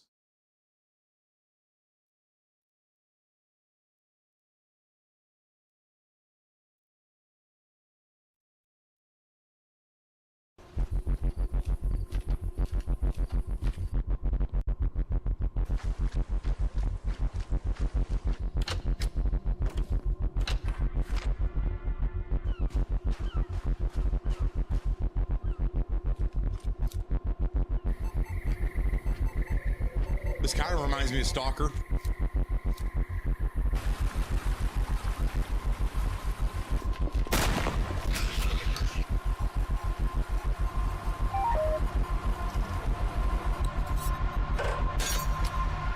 That looks familiar.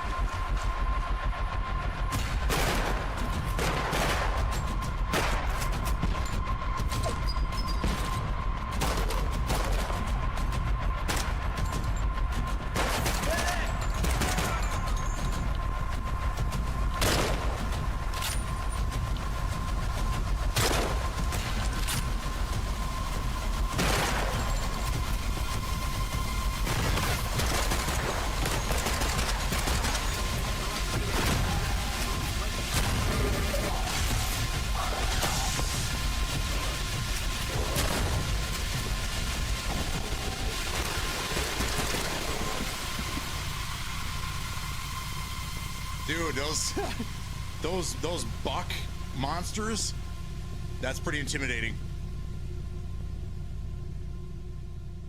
That's interesting. I like that. It's $30. This game's been out since June. It just came out June 25th. Everything's early access, so expect that. But it's worth taking a look at. I wish the demo was still live. I never tried it, unfortunately, so that's kind of a bummer. But yeah, it's out there, so that's something to keep in mind. I'm gonna put it in my wish list for now, but I'm not gonna purchase that. So there we go. Yeah, wish list is definitely growing. There's a lot of games coming out. So in the next month, we're just gonna kind of take things in a different direction. In the next month, I want to know, what games are you guys interested in? Now, Mafia came out recently. Mafia Old Country. I have not played it yet. People are telling me that it is that there's problems. That it's a big buggy mess and doesn't really surprise me.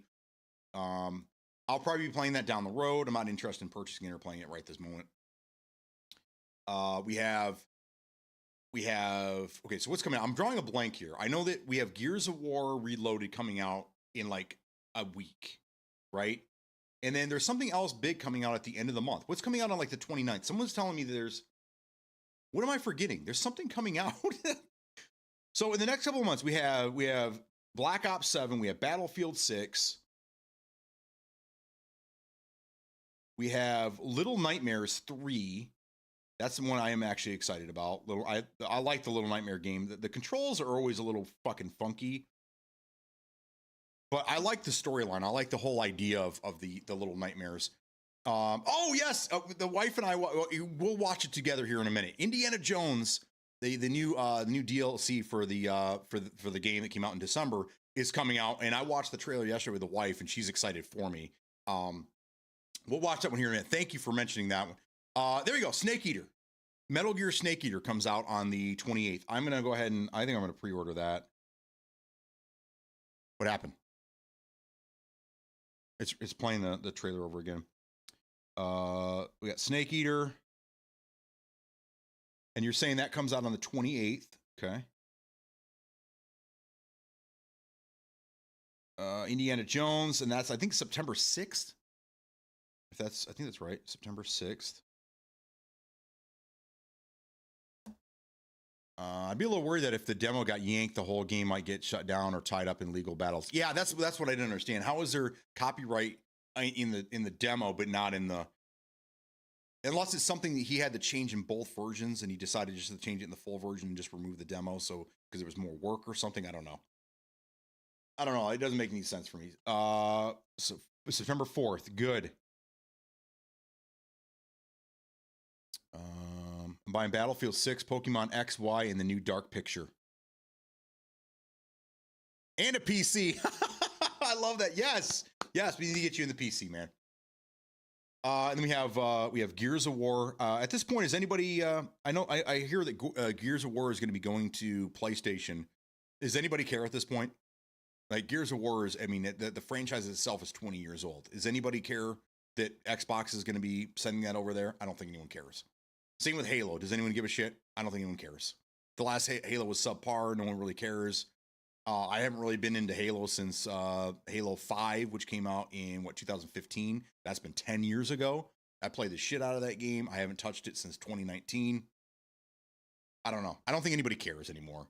The console wars are over, guys.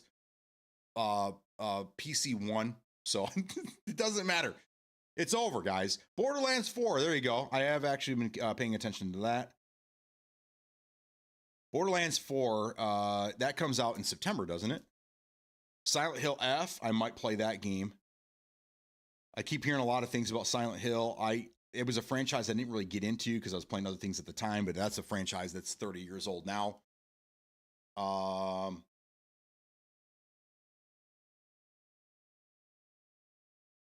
Let's see.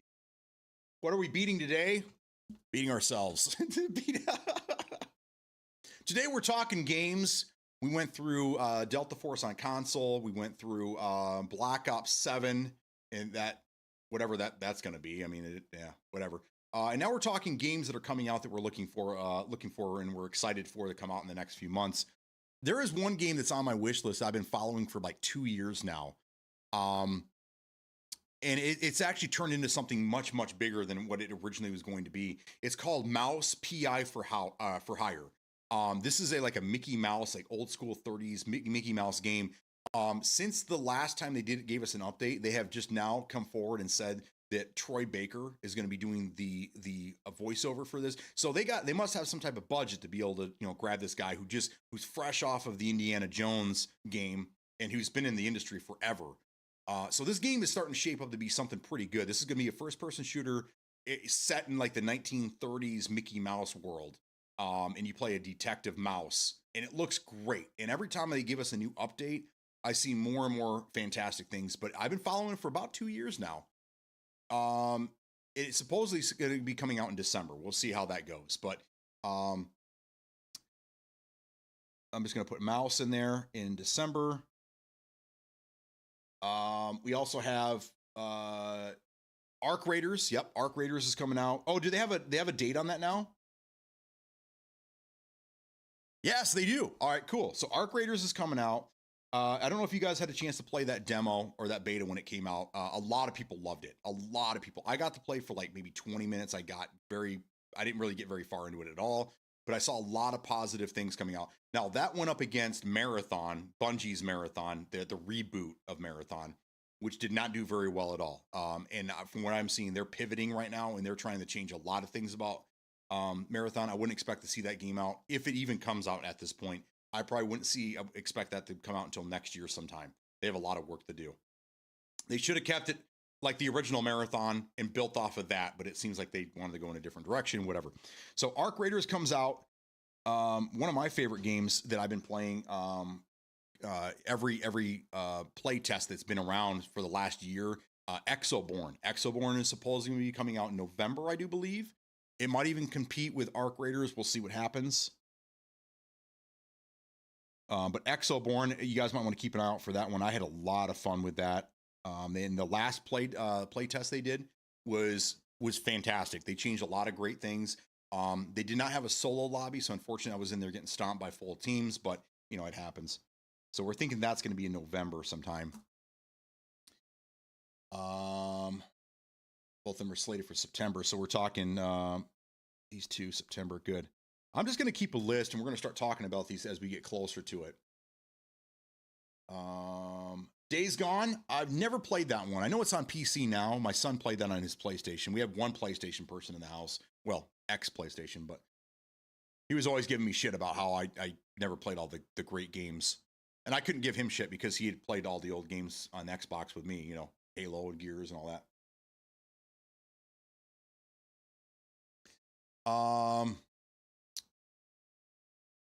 Spent last night with Delta Force console. So what was your take on it, Metal? Because we went through this morning. Pink Penguin gave us a very, very detailed kind of review of his thoughts on it, which is in Discord right now. So if you get a chance, make sure you get in there and check that out. Very detailed. Pink Penguin, thanks again for all that. It looks like controller support is horrific. Subpar at best, horrific at its worst. So I don't know. That's who brought mine well, some of the parts.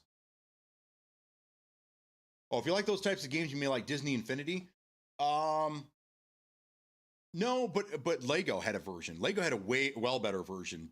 Disney Infinity was okay. My kids liked it at the time. We bought a lot of those fucking stupid figures. They were very expensive.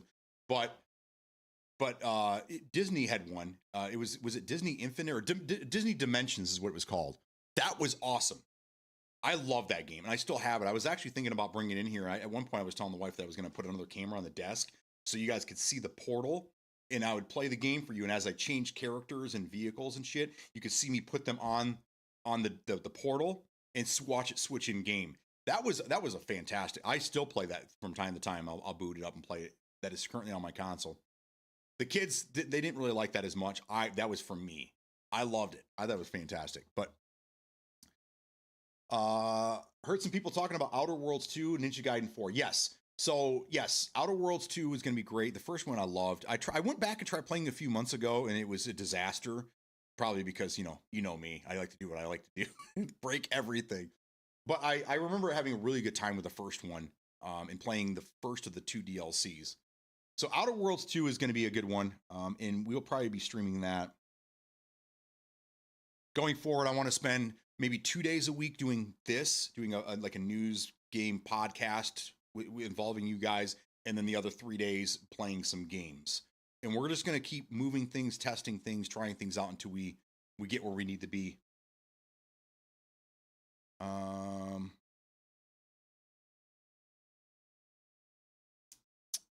And Ninja Gaiden 4, I never really got into those games. I played Ninja Gaiden Black on the original Xbox many years ago. It was okay. It's like a hack and slash. That was probably one of the first original Souls games. Was the Ninja Gaiden games. So if you want to look to where the Souls games came from, I would say look to some of the original games of Ninja Gaiden. What happened to Marathon that dropped out the year? Yeah, they pulled it back. We got so much negativity. Number one, they fucked up, and you guys heard me say this back then. They only gave beta access to the big streamers. That's it. So no regular Joes had access. So the opinions were of these guys, these particular 1%ers. But what I saw, what I did see out there was I did agree with a lot of what they were saying. It was way too colorful. The hit boxes were a little weird. It was too dark in certain areas. There was a lot of issues with it. And at the same time, Arc Raiders was running their playtest, and they claimed they didn't know what was going on. But everyone left the Marathon playtest to go play Arc Raiders and absolutely loved it. So yeah, they're in trouble. They're in big trouble. Pink Penguin needs to use custom sensitivity. I read it. I had a good time. We spent most of the time figuring out the menu. That's the biggest frustration. Game is fun, runs well, but all we played was the battlefield mode to get everything set up. Yeah. So if you haven't played the extraction mode yet, number one, they didn't do a wipe. And number two, they're sticking you in with all the people on PC. So you're going up against mouse and keyboard players that have been playing for 9 months. And I hear it, from what I've been hearing, it's a shit show over there. So I think a lot of people are going to stick with the warfare mode, and the extraction mode they're probably going to leave alone. I think that's something stupid they did. They should have either separated the lobbies, or and there's no mouse and keyboard support on console. Like, did you not understand the assignment? Did you not understand? And then they didn't release like really good they didn't port the controller controller support from the console. They didn't give that to the PC players. So we have PC players here. I won't call you guys out, but there are certain PC players here that only want to play with a controller, which is fine. But they still can't play the game properly. There are some shoehorned controls that you can use with a controller. Apparently, they've been there since April. But it's still not quite up to par. So I don't know. I think that again, they have a history of this, and it's not just me, and this isn't my bias against them. They have consistently dropped the fucking ball every time they do something. The launch was atrocious. It didn't launch with everything they claimed it was going to. The co-op raid mode or whatever didn't come out until a couple months after the fact. The campaign mode didn't come out until like 4 months after the fact. They promised that they were going to have controller support and console release by the end of the first quarter, which was March, unless it's fiscal quarter, and still they even missed that mark. And they just came out 2 days ago. So it doesn't surprise me that this company is dropping the ball so much. I don't know. There's nothing I can do to help these guys. I left them a long time ago, and apparently people still play the game. I never see it in Twitch though. I don't know. I never see anybody streaming it ever. I have to actually physically look for it. I had let's see, running some tonight and trying the extraction mode. I'm not on PC. I played it on there, trying it on console because I heard controller support was broken. It's not. It's been shoehorned in. The controller support that went there in April, supposedly it was someone ported it from the mobile version of the game, which I didn't know mobile version. I thought it was just all thumbs and shit. But apparently there's controller support for the mobile version of the game, and they ported it. Someone did a port over to console or to PC, but you still have to use your mouse and keyboard in the menus and stuff. But once you get into game, you can grab your controller and you can use it, but it's still not perfect, right? So I don't know. I really don't know. And I will not be testing it on, I will not be playing it on console. So I'm relying on you guys to give me your thoughts on these things. Talk about it Tuesday, and I think about it Thursday, and games on Monday, Wednesday, and Friday. Yeah, I like that idea. Couldn't figure it out. I was adjusting every match. I was spinning around 60 to 150 X cents and 60-ish Y cents. Yeah, and that's the other thing is if they didn't implement it properly, or they didn't really know what they were doing, they need to look. I think these companies need to look to other companies for help when it comes to these types of things. They might their sliders for some of these sensitivities may be way off. Like, you ever had it so that like at the lowest it was too slow, and then you go one notch up and it was too fast? That's kind of what I'm talking about. There isn't much difference between their settings there, and it makes it very, very difficult. Go into PvE only practice mode for Warfare. Use custom sensitivities and just as you play. Took me an entire match to get it right. Why does it have crossplay? I was told it didn't have crossplay off. Because that's interesting, because what I was reading is people were saying that they couldn't turn off crossplay and they didn't want to play against PC players. I think a majority of people that were looking forward to this game thought that it was going to be a console crossplay only version. They didn't know that they were going to be put in with the PC players. But I mean, that's common, guys. It's 2025. This is common to do this. I can't think of any game that's been released in the last year and a half that has had separate lobbies for console and for PC. Can anyone name any? But that was a lot of the complaint, is that they can't turn off crossplay, right? So they get into the extraction mode and they're instantly going up against mouse and keyboard players, which are already at a huge advantage. And then they've also been playing for 9 months. So I mean, at that point, it's not even fair, really. But since they decided not to put mouse and keyboard support on console, and then mouse and keyboard or controller support on PC, why would you even mix the two up? If you're going to stick controller only on this platform and PC or mouse keyboard only on this platform, don't mix them. That's kind of like what PUBG did, and they're smart, and they're like, we'll never combine we'll never do crossplay between console and PC, and that's smart. This seems to be another situation where it's like, what are you doing? This is just another them dropping the ball, basically. So I don't know. But I'm interested to know what your guys' thoughts are. We heard Pink Penguins. Metal Josh, be interested to hear what you think after playing the extraction mode tonight with a controller. I think it'd be very interesting. They give you tons of options for settings and sensitivity, more than I've ever seen in any other game. I assume it was going to be console only. Why do folks think shooters should be integrated with PC folks?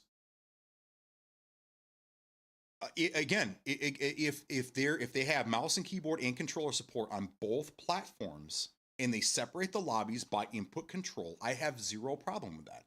I know you're going to have to deal with some more cheaters on PC. I get that, but not everybody on PC is cheating.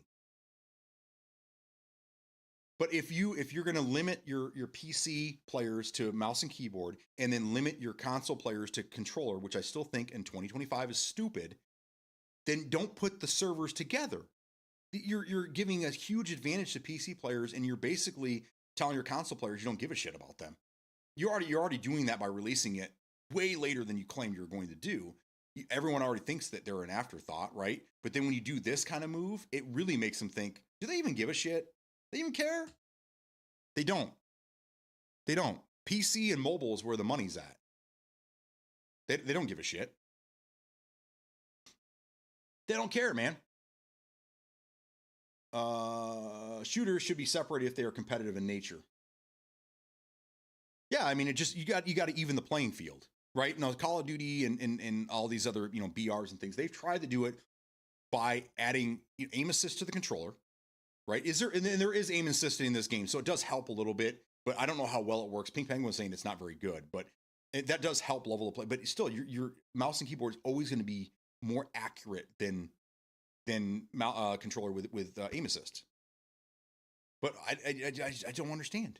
I don't understand why would you do that in 2025? Why would you limit your players? I don't know. Nothing I can change about it. Nothing I do except for get up here and sing to you. These are the problems I have with the game. Do we agree? Do we disagree? Yeah, probably. I don't think anyone has really cared so far. They all are just trying to get on the BR and extraction mode train by copying, not being original. You mean like developers don't really care? I think that because of Tarkov, I think a lot of console players have been interested in that type of game for a long time. And not many people are willing to come out and give them a game similar to that, because first off, Tarkov on console would be very, very difficult to do. Same thing with like Gray Zone Warfare, which is my closest game to that type. They're not even the same type of game, but they have similarities, right?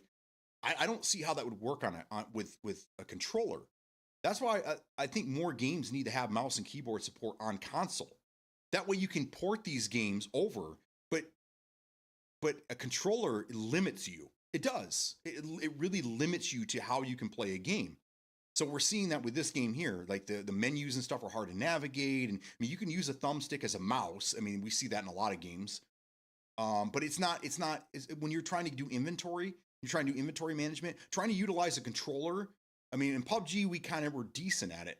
But if you're going up against somebody that's on mouse and key and they're just sliding things over real quick, they're done. And you're over here hitting the right mouse bumper to try to go one category over, and then you're clicking on something, and you're trying to drag it over and back and forth. Looting with controllers way different than mouse and keyboard. So I don't understand why they're not releasing console games. I know why, but I still don't understand it, like the thought process. Really, if you want to port these games, port the games, but have it mouse and keyboard only. I don't know if there's a thing where like Microsoft and PlayStation and Sony are like, if you're going to have a game on console, it has to have controller support. Maybe that's a thing. I don't know. But they should port these games over and have a mouse and keyboard only. Does anybody have a problem with that?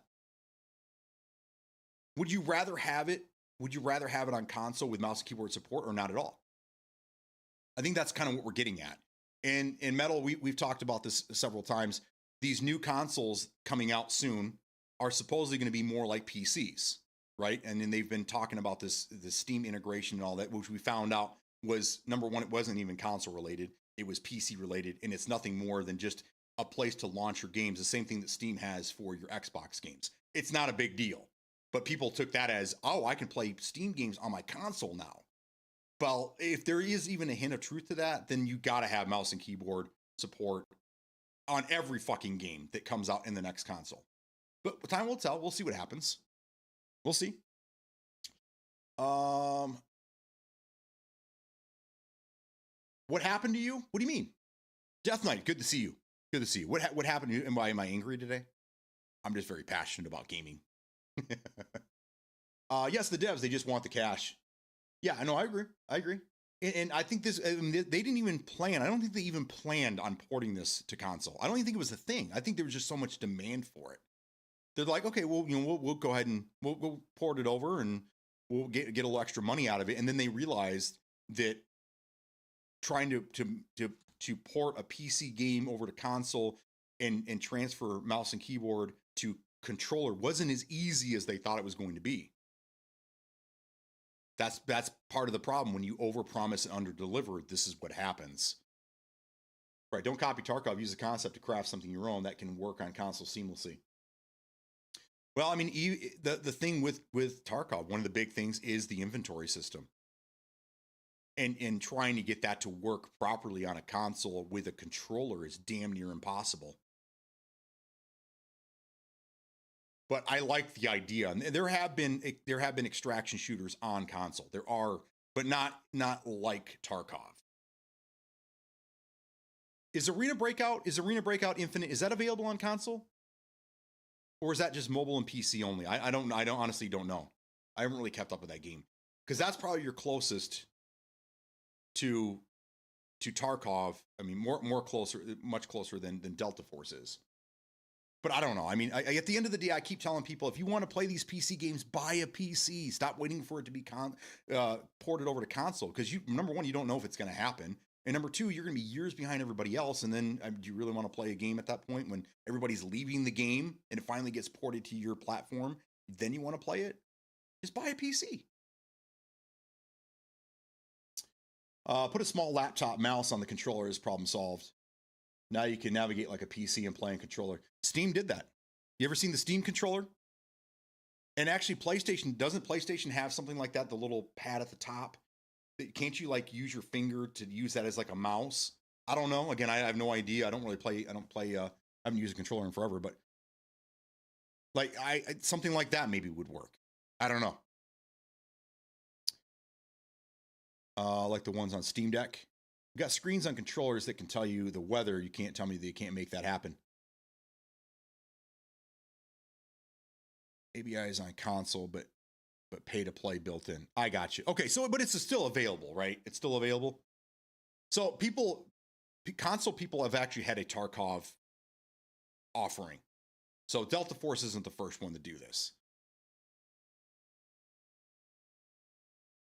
But I think my personal opinion on all this shit is that every game released going forward should have mouse and keyboard support. For those that can't afford a PC right now and or just don't want to get one right now and they want to stick to their console, that's fine. I have no problem with that. But at least give them the option to use mouse and keyboard so they can learn. Give them the option so they can learn. A lot of games do have it. A lot of people don't realize that they can plug a mouse and keyboard into their console and play. I've actually taught a lot of people that, oh my God, I didn't know you can do that. Yeah, it's there. And that gives people the opportunity to learn mouse and keyboard. And then down the road, if they decide they want to switch over to PC and continue using mouse and keyboard, they already have some background in it. But there should be mouse and keyboard controller support on all platforms. And we should all share the same ecosystem and just separate the lobbies by input control. Boom, done. Everyone's happy, move on.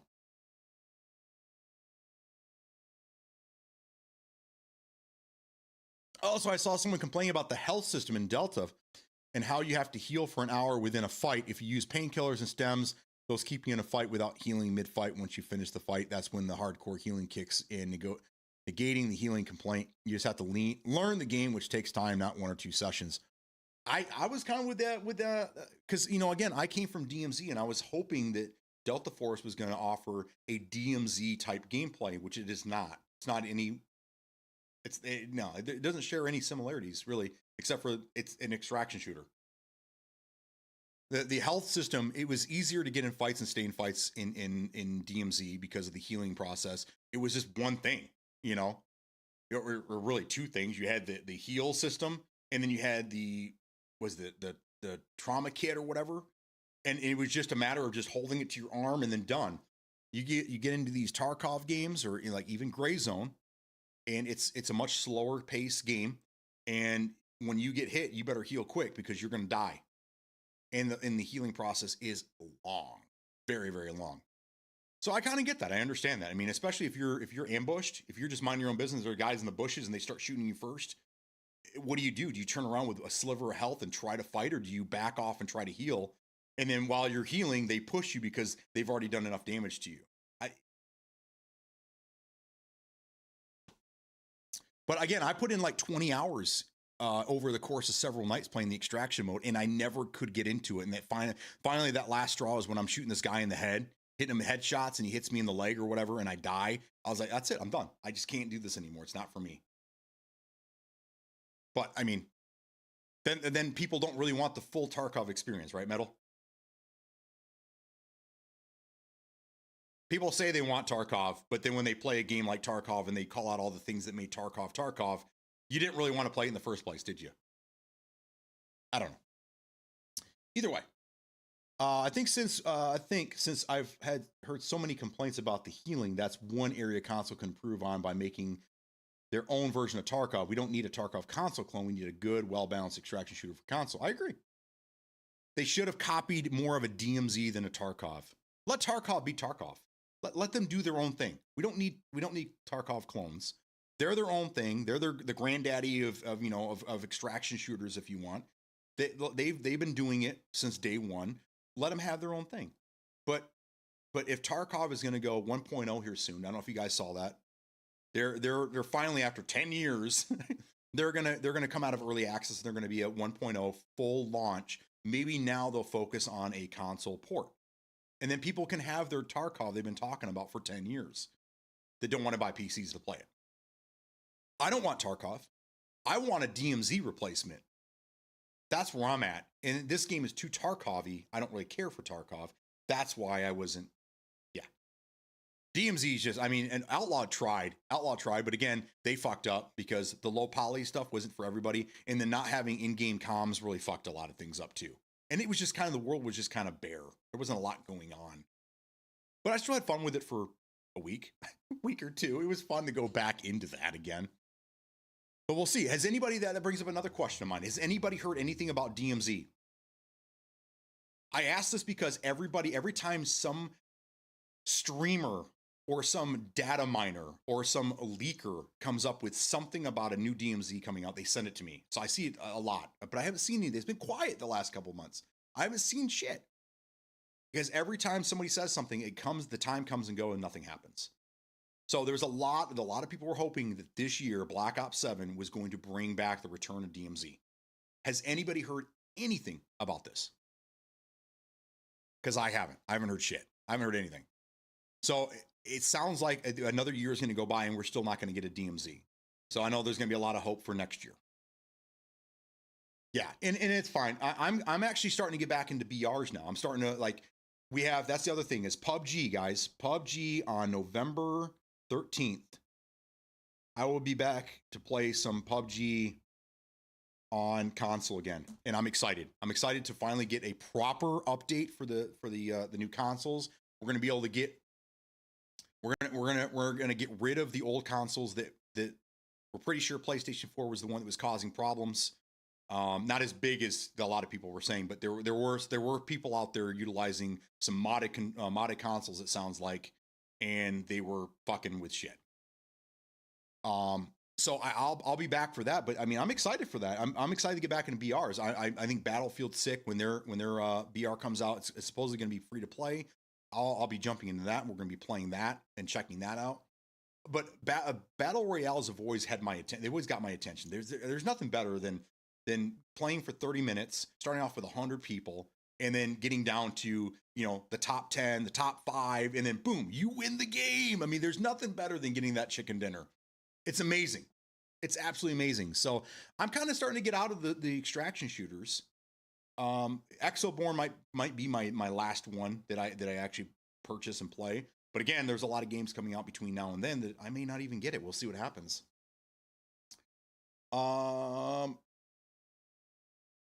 Is it Ribo? Rib? We'll just call you Rib. How you doing, man? Sup?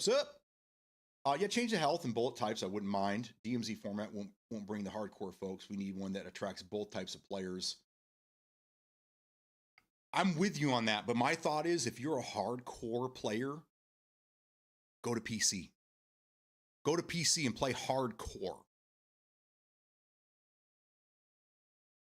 Unpopular opinion, I know. DMZ has faded away, and again, that's fine. I kind of gave up hope a long time ago. There were some naysayers that said, no, next year. And those people, what have they done? They've moved on. They've moved on to other games. This one particular person, not going to call him out, he plays Arma Reforger now and does not care about Call of Duty anymore. But this person was 100% the whole time, was like, nope, it's coming back. I'm not going to give up hope. No, BD, no, you're wrong. It's going to come back. And then they're like, fuck it. I don't care about it anymore. I found another game that has taken up my time that I enjoy more than being abused by Call of Duty. And I'm happy for that person. Uncle Bubba, I love you. We haven't seen him in a while. Is he okay? Metal Josh has not heard anything about DMZ. Yes, but that's to be expected. Again, a lot of this news that comes out of nowhere is typically a YouTube video. And what are they looking for? They're looking for clicks. They need your clicks to stay relevant. They need your clicks to make money. That's why I don't make videos like that. My videos are typically just gaming videos, and I stick to that. I need to start doing other things as well, but I tried to stick to a certain format, and I don't.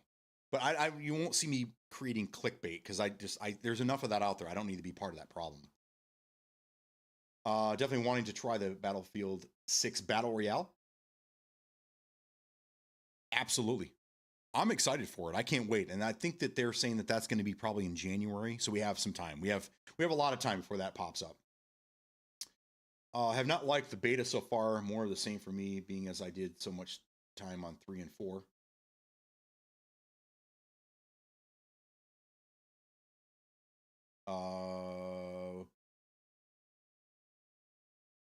Beta for what? What beta? Are you talking about Battlefield? I played day 1 early access. That stream, that was the last stream you guys saw from me before I came back, and by then Battlefield was gone. I didn't miss it at all. The entire time I thought about everything else while I was not streaming that week and a half, except for Battlefield. I never once thought I was like, oh, I'm missing out on playing Battlefield. I think I saw everything I needed to see on that first day, and that was it. That was it for me. I didn't need to see anything else. So yeah, okay, yeah, we're on the same page there. Yeah, I just,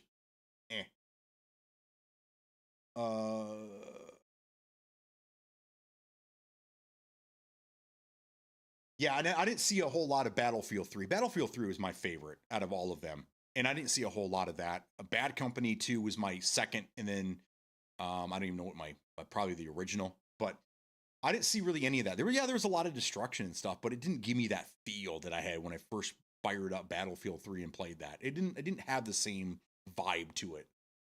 It was just like regular Battlefield with more destruction. That isn't a game type. Hardcore isn't a style of game realism. COD is an abusive relationship at this point. I've grown to hate it. Yeah. It's kind of like that little kid in the back that's constantly kicking your chair or something. And it's like, okay, fine. You turn around, you give them a couple minutes, of attention. So they just shut up and go away. And then you turn back around and you go back to doing whatever you were doing. That's what Call of Duty kind of is to me right now. It's just like that little kid in the back of the room that's making all the fucking noise that you're just like, okay, fine. I'll give you attention for 5 minutes and then leave me the fuck alone. That's Battlefield or Call of Duty. That's Call of Duty. Battlefield isn't that bad. Battlefield's like the younger brother that just wants your attention for a little bit. And you're like, okay, I'll play some games with you. And then you have some fun with it. And then you're like, okay, cool. We're done. I'm going to go do what I want to do now. Bye. And, I don't know. I think Delta Force Warfare mode is better. Yeah, that's what I was saying, Metal. That was my whole takeaway from the beta, is that the way that the game is in the state that the game is right now, unless they fix a lot of shit in the next 2 months, which they probably won't. I don't see it being a great launch. It's probably going to have some problems. There's going to be some issues there. But at this point, you have Delta Force, which is on all platforms, and it's free to play. And their warfare mode, I think, was more fun, and they did it better than Battlefield has done. Now, if Battlefield, they claim they're going to release bigger maps. If they release bigger maps, then no, because that's part of Battlefield, is everyone wants to play the big ass maps. But if you want quick, fun, just Battlefield-ish in a smaller scale, Delta Force does it perfect. But again, I haven't touched the game in 9 months, so I don't know what's changed. It could be garbage now. It could be hot garbage. I don't know. But at the time, when we did that big streamer thing on the day that it released, remember that? The big streamer challenge, and we played that was fun. Besides all the stuff that they claimed they were going to fix on day one that they didn't fucking fix. And that was I just couldn't be there anymore. I couldn't stand around while all my input and everybody else's input that was involved in making the game was not being utilized and they just didn't give a shit. I am 100%. My thought is, if a game is made overseas, especially in the Asian market, it's in their best interest to have support from Europe and NA streamers and have partners and things like that, because they need people to buy the game in every market, right? But they really don't give a shit about any other market but their own, because Asian market, when it comes to video games and games that they make over there, 90% of the players are from their own markets. They don't give a shit about anybody else. They just, oh yeah, sure, yeah, we'll get to that. We'll get to that. Yeah, sure. Sure. That's what we heard for months. Yeah, absolutely. We're going to get to that. Yep. Day one, that'll be gone. Yep. We're going to fix this. We're going to fix this. We're going to fix this. And they fixed none of it. None of it. Because it doesn't matter to them. They don't care. See, we can agree on some things. We agree on a lot of things, Metal. I just think the things we don't agree on is voiced more. It's just we have voiced it louder because we don't agree on this. But most of the things we agree on. Tarkov is one we just don't agree on. Extraction shooters in general is I think the one place that you and I just don't agree on a lot of things. But when it comes to BRs, we both say that PUBG is king. PUBG is God. Can we agree on that? I think we have. I think we have several times over. That day of PUBG when you did your streamer spotlight, to this day, hands down my favorite time of PUBG ever. I still go back and watch my YouTube vid of that entire day. I agree. That was a lot of fun. That was back in the day, dude. It was me, you, Pat, and Nuwak. We had a blast. It was a lot of fun. That was in within the first year of my streaming. I just made PUBG partner, and I think it was 2 months after that they offered me the Streamer Saturday. The Streamer Saturday spot, and that was a lot of fun. It was a blast. We had a great time. I miss those days. I do. I miss. I don't know whatever happened to Nuwak. He left. I haven't seen him in years. Pat left to go be a pool hustler, which he's doing very, very well in right now, by the way. And then you're working a lot, and I'm only able to play in the morning. So the PUBG gang has been broken up, but I'd love to get us all back together. In November, at least you, Peak, and Rick. I think the four of us need to get some PUBG games going together. Peak has been all over me about getting back into PUBG again, and it breaks my heart to tell him no, but I still do. I still do. But yeah, we had a lot of fun back then. Content we all put out back then it was great. Yeah, it was. Yeah, those were the days, man. Unfortunately, it just time moves on, and we all kind of move on and do our own thing. But I'm very happy that PUBG is going to be making this big move, giving us a better version of the game and getting rid of these older consoles. It's 5 years too late now, but it's still going to be fun to get back in there and play and hopefully have a good time. And then we won't have to deal with the as many console cheaters anymore. The ones that purposely use the Xbox One because they know that their shit won't be loaded in, so they can drive cars around and run you over while their buildings are still loading in. They can run us over, or shoot us through buildings, and yeah,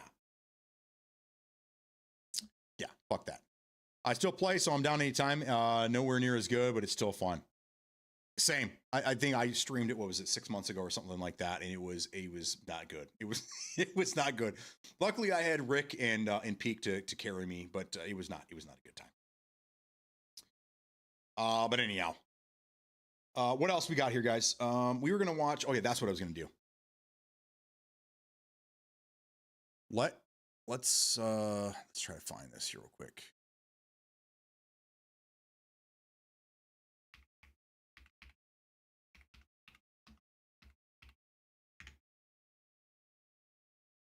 This was 20 hours ago, it looks like.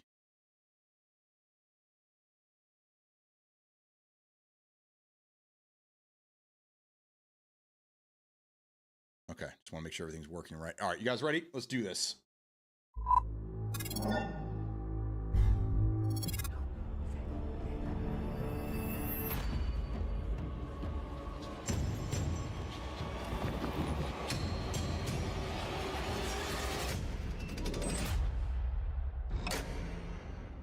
What do you know about the legend of the Nameless Crusader? Fierce warrior. Fought in the siege of Antioch, 1097 AD. Very tall, like a giant. Pope Paul IV had an item of this crusader in his possession, his helmet. Well, I'll tell you what. If I see the helmet, I'll leave it exactly as I found it. Sound good?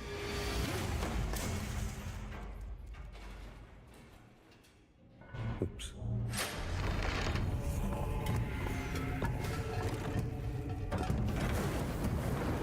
Giant guardians. Their roots go way, way back. Worshipped by the Mithras cult. I can't believe you dare to investigate this. Impressive for a snake.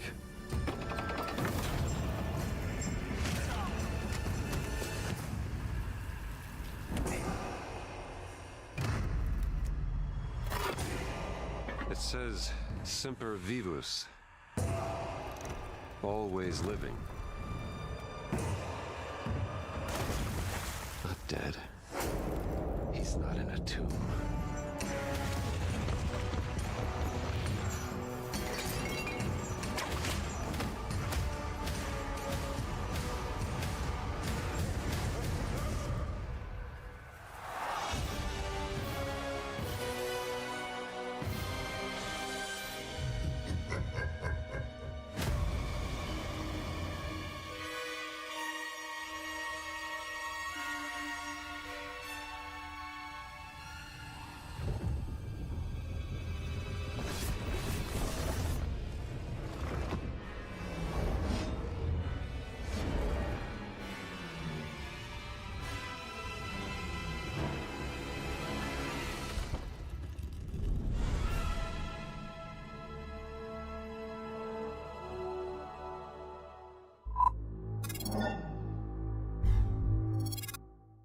All right. So, what do you guys think? I think the most interesting part of that is that the Switch 2 is getting it next year. That's kind of cool. Apparently, the Switch is way more powerful than I thought because it's starting to get a lot of different games that I didn't think a handheld could play unless it was like the Steam Deck or Steam Deck. Yeah, Steam Deck. So yeah, that's very interesting. But it looks like we're gonna have hopefully 5 hours of gameplay. Please, I know it's DLC, but that's a game that I really fucking love, and I hope they announce another DLC. Apparently, they're making another game now. I think they finally announced that they're going to do it, which I don't know why they wouldn't day one. They wouldn't be like, okay, next game's in the works. We're moving on. Machine Games killed it with that game, so I'm really happy with that. And so that's September 4th. That's just right around the corner, guys. We'll definitely be streaming that. But yeah, I'm having fun. Newhawk gone because of status, who I don't ever see much anymore. Yeah, that's a bummer. I lost a lot of mods, which I have 3 people I'm going to be asking later today if they want to be mods for me. So keep an eye out on your DMs. If you get a message from me, yay! But yeah, I'm running out of mods. A lot of people either moved on or they changed jobs or they're just so I kind of have to move some things around again. So, Pat is killing it. I follow him on socials. He's a pool hustler and now started a business around it as well. Yes, he's doing very, very well and he seems very happy. So, Godspeed to him.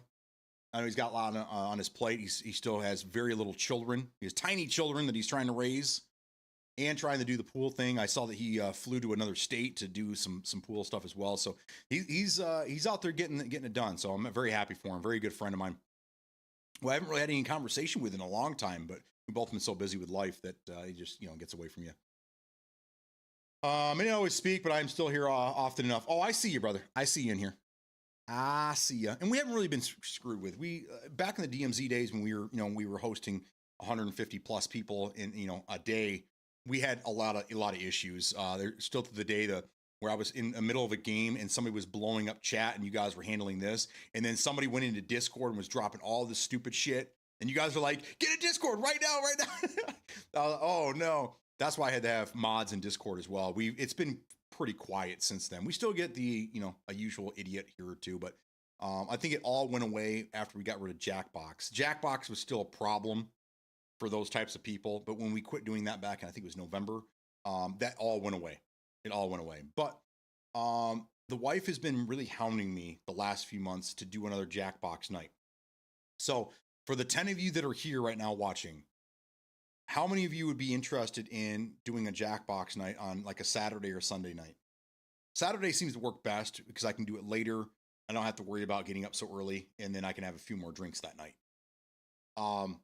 Would anybody be interested in doing that? Or is it just gonna be me and the wife playing by ourselves? We did lose another group of people. I had a lot of PUBG people that kind of left as I progressed away from PUBG, and then I still had people that were hanging out for Jackbox, and then once we quit doing Jackbox, a lot of people left after that as well. So I don't know if we'll bring it. We'll bring it back like full force, because it's hard. Jackbox is a very hard game to play without cheating. I mean, not for me, but I mean, it's hard to host that and not get cheaters in the game. We had blatant cheaters, and unfortunately, a couple of them were pretty big in the community at the time, and they were blatantly cheating. So it's it's hard. It's hard to do that. So I could handle the chat, but at that time, no mods and Discord, so it wouldn't let me do anything in there. And I didn't, at the time, live and learn. I didn't realize I was kind of new to Discord as well. I didn't really know or think of that stuff, that I need a mod in there because of things like that. I didn't even think about it until it happened. But that's kind of how things go, You don't really think about it till it happens, and then you put safeguards in place after the fact. So unfortunate that you had to axe it. Kavo would be so excited. Yes, I know Kavo would love it. I just ask Kava. Ask Kava that if she remembers all the cheating going on. Yeah, it was pretty bad. Putting everyone post in Discord and see what the folks say. I will. I'm going to. I just figured I'd ask it now for those that are here, hanging out with us, what they thought, what they would do if they'd be interested. But the wife is like, she's been seriously trying to get me to do this. Now, whenever the kids come over, we have all of our adult children over for once a month. We try to do like a Sunday night dinner and games. We just had one recently, and it was a lot of fun. It was a blast. And that now they expect it. When they come over, they expect to have a good, hearty, home cooked meal. And then we retire to the living room for some Jackbox games, and then we go back to the kitchen for dessert. So we've been having a lot of fun playing it IRL, and there's another Jackbox coming out. I need to write this one down. Jackbox Party Pack 11 comes out in October, I do believe. And I'm not sure of the exact date, but that's coming out, and we will definitely be purchasing that and playing that with you guys. I can't even wrap my head around cheating. I mean, I could, but do you really feel like you won? Like,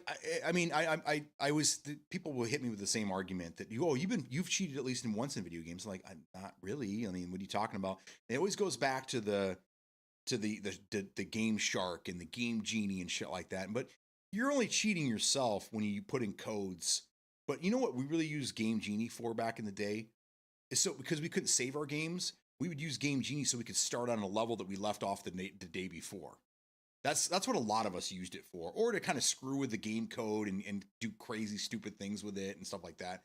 But if you're playing a single player game and you're using cheats or codes and stuff like that, who cares? It's when you're playing PvP. That's when the cheating is like, okay, there should be no cheating whatsoever. But I mean, it's always going to be around. It sucks. But in trivia, if you're hosting it IRL, you could stop cheating. Put your phones down. If you look at your phones, you're disqualified, shit like that. But when I'm streaming and I can't see you in your houses or wherever you're playing at, and your answers you're the last one to answer, and you're always getting your answer right, I know what you're doing. Everybody in the room knows what you're doing. It sucked because I had to put extended timers on because there is a delay, and some people had more delay than others. So normal timers would screw people out of legit answers. So I put extended timers, but unfortunately the extended timers gave the cheaters more time to Google their answers. So it's hard. It's hard to host something like that.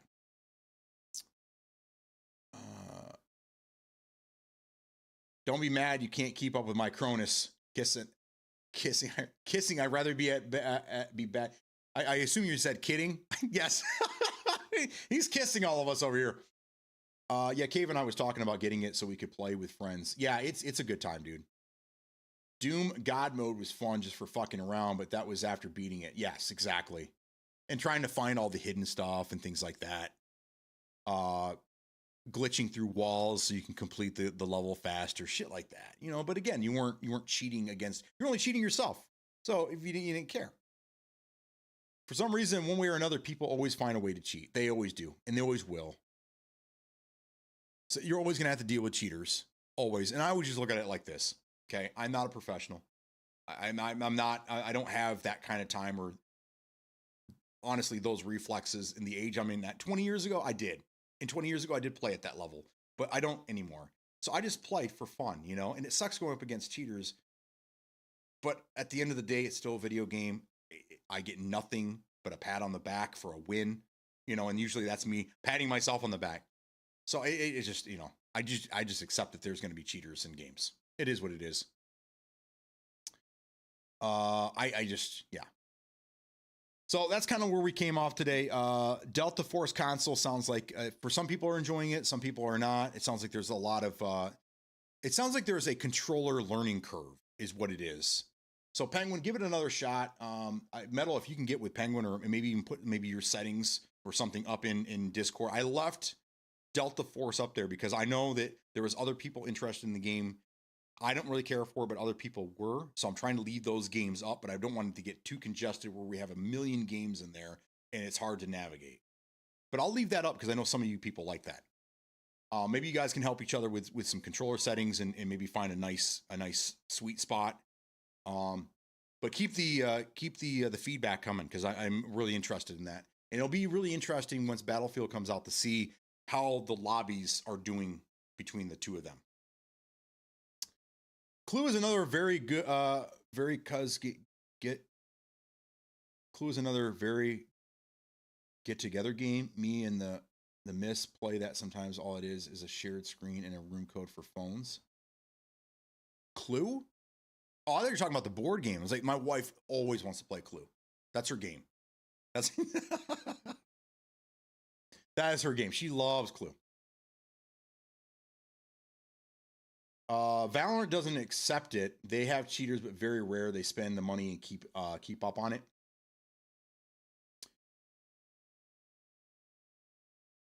Absolutely, the board game. So you're saying that it's a digital version of the board game?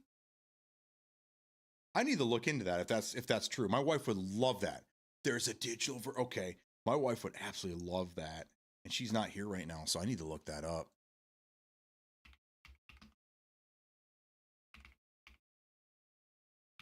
Is it on Steam? Oh, it's old too. It's been around for 7 years.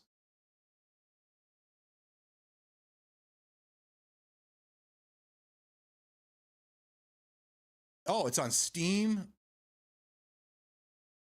Oh, it is on Steam. Okay, it says mobile and Steam. All right, let's go. Let's go look. I think the wife and I are going to be playing some games tonight. Oh, it's there. There's several though. There's Clue Classic, regular Clue, and then there's a couple different versions. There's the Mega Collection that comes with Life. That's cool.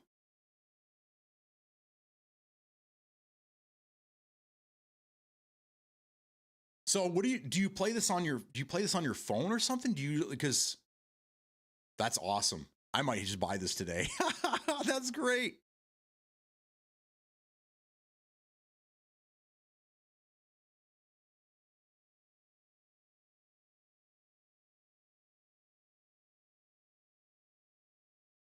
Okay, that's cool. That is really cool. Thank you for telling me that.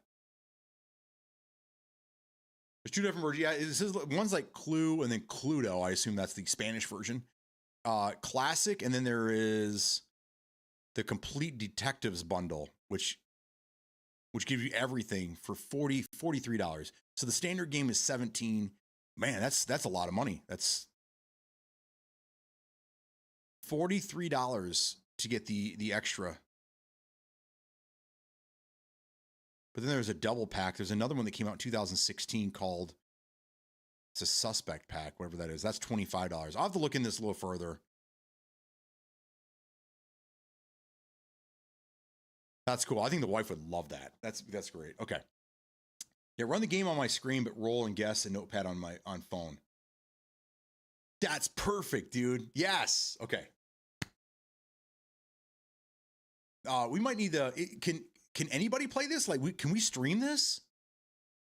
I would think so, right? And they, as long as they watch my screen, we can all play along. Yeah, it says online PvP. How many players? Is it just 6? Gather 6 players. Okay. Oh, buddy. Oh, buddy. I think we might have to do a clue night now. All right. I'm going to try to keep my my excitement to a minimum here. Okay. Best anti-cheat by far if you have Valorant installed, but cheats for another game, it can't even detect. It can even detect those. Who does the cheats for who does the cheat system for Valorant? The one I've been seeing everywhere is the easy anti-cheat, and that seems to be on everything. It was on Exoborn. It was on it's on Delta Force, I do believe. The easy anti-cheat, it seems to be the big one that everyone's going to right now. Not a Jackbox fan, but I might play some Clue. There you go. There you go. We might have to do this. We have to put this together. I like this, guys. So we are going to go ahead and put that in the old cart for now. I like it.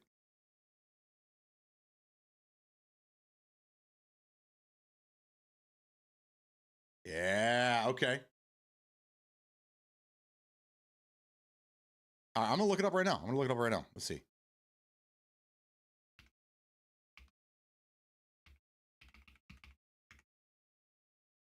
Okay, so Valorant utilizes an anti-cheat system called Riot Vanguard.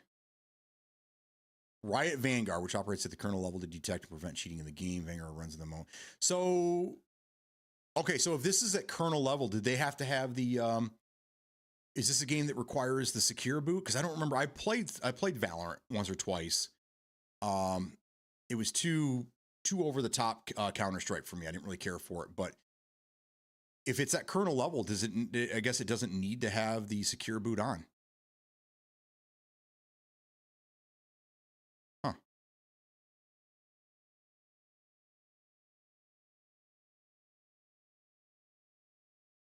Interesting.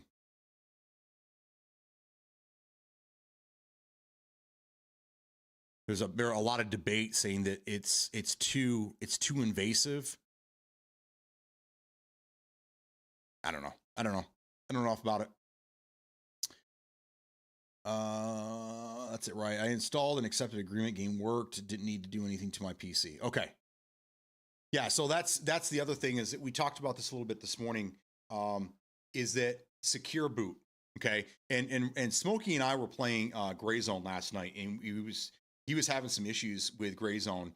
And at first he thought it was because of the secure boot. Because he said it had screwed up some other games as well. But I know that it's fucked up a lot of people's shit because number one, it's not very easy to do. And if you don't really know what you're doing in BIOS and you bought a PC just to play games, you know, and you're not really that PC savvy, it could be pretty intimidating going in there and trying to change those settings. And if you do something wrong, there's a good chance that your computer won't even boot properly. Smokey was saying that his buddy, it would just go right back into BIOS because it wouldn't boot from the hard drive.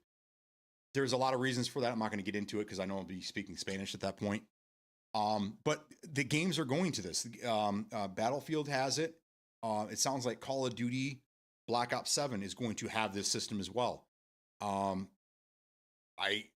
don't know. It sounds like the more they get into trying to stop the cheaters are always one step ahead of them. This may be the only way for them to stop them in droves is stop it at kernel level. And typically when you do that at kernel level, you have to have something in BIOS in order to skip certain things so you can't sneak the cheats in.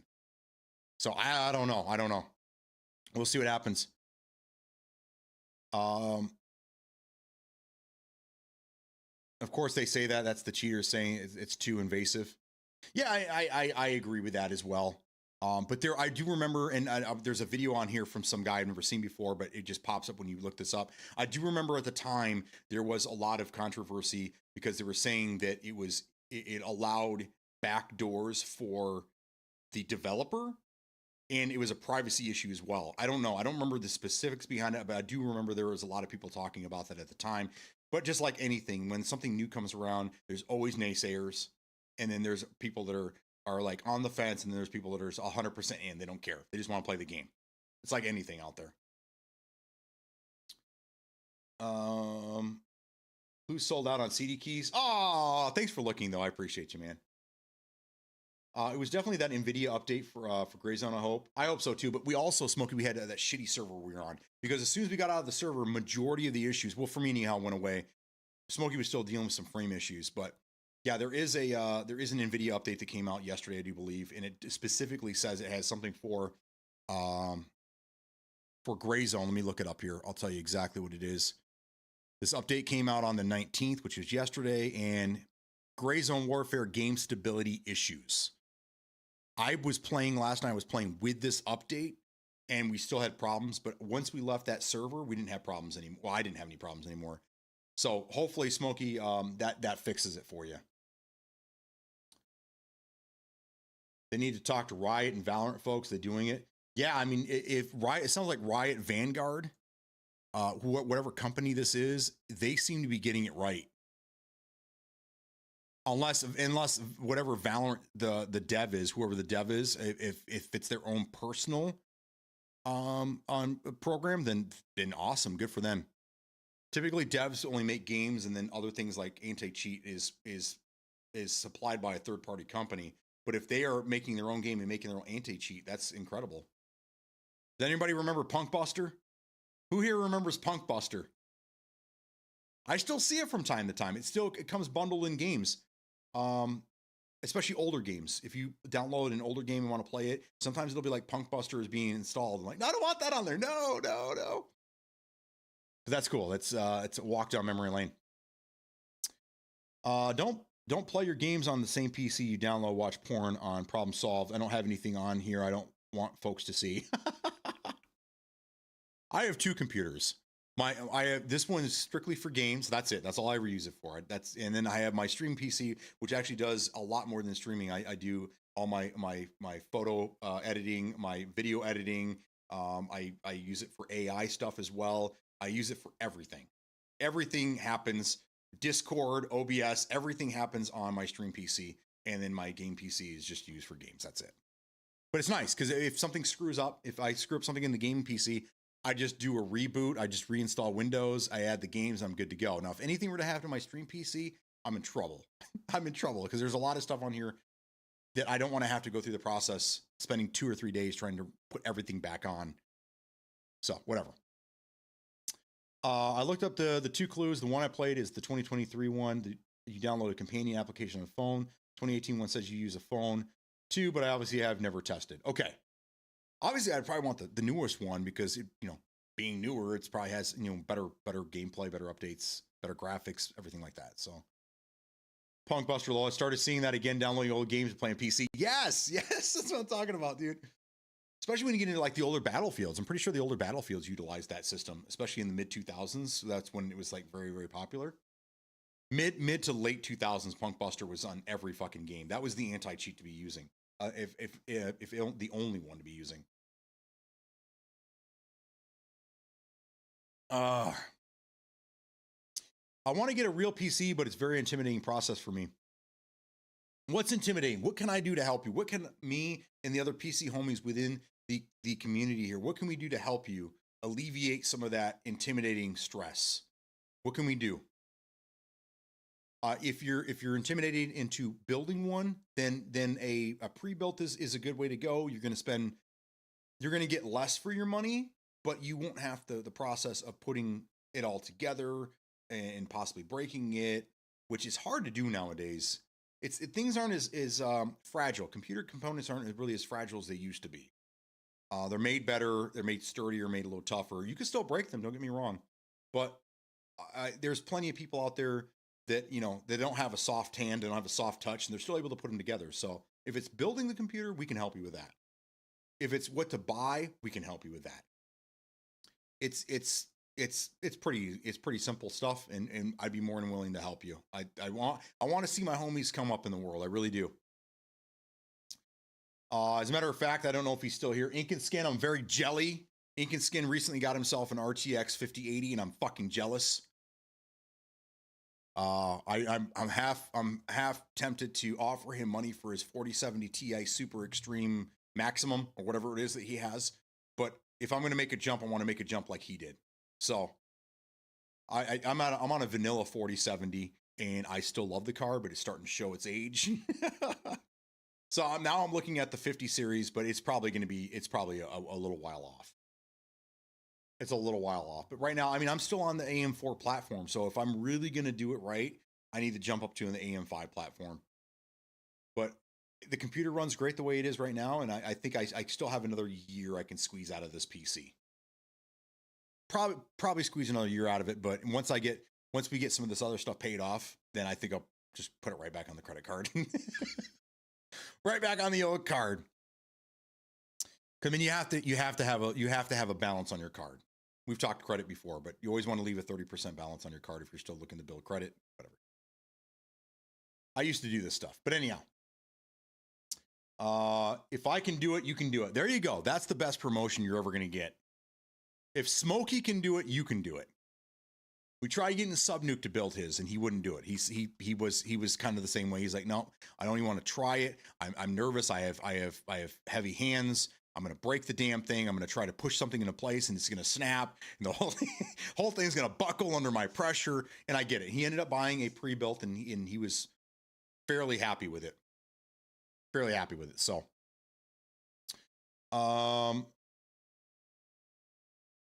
Gray Zone running bad last night makes me want to build a super rig, brother. Yes, I agree.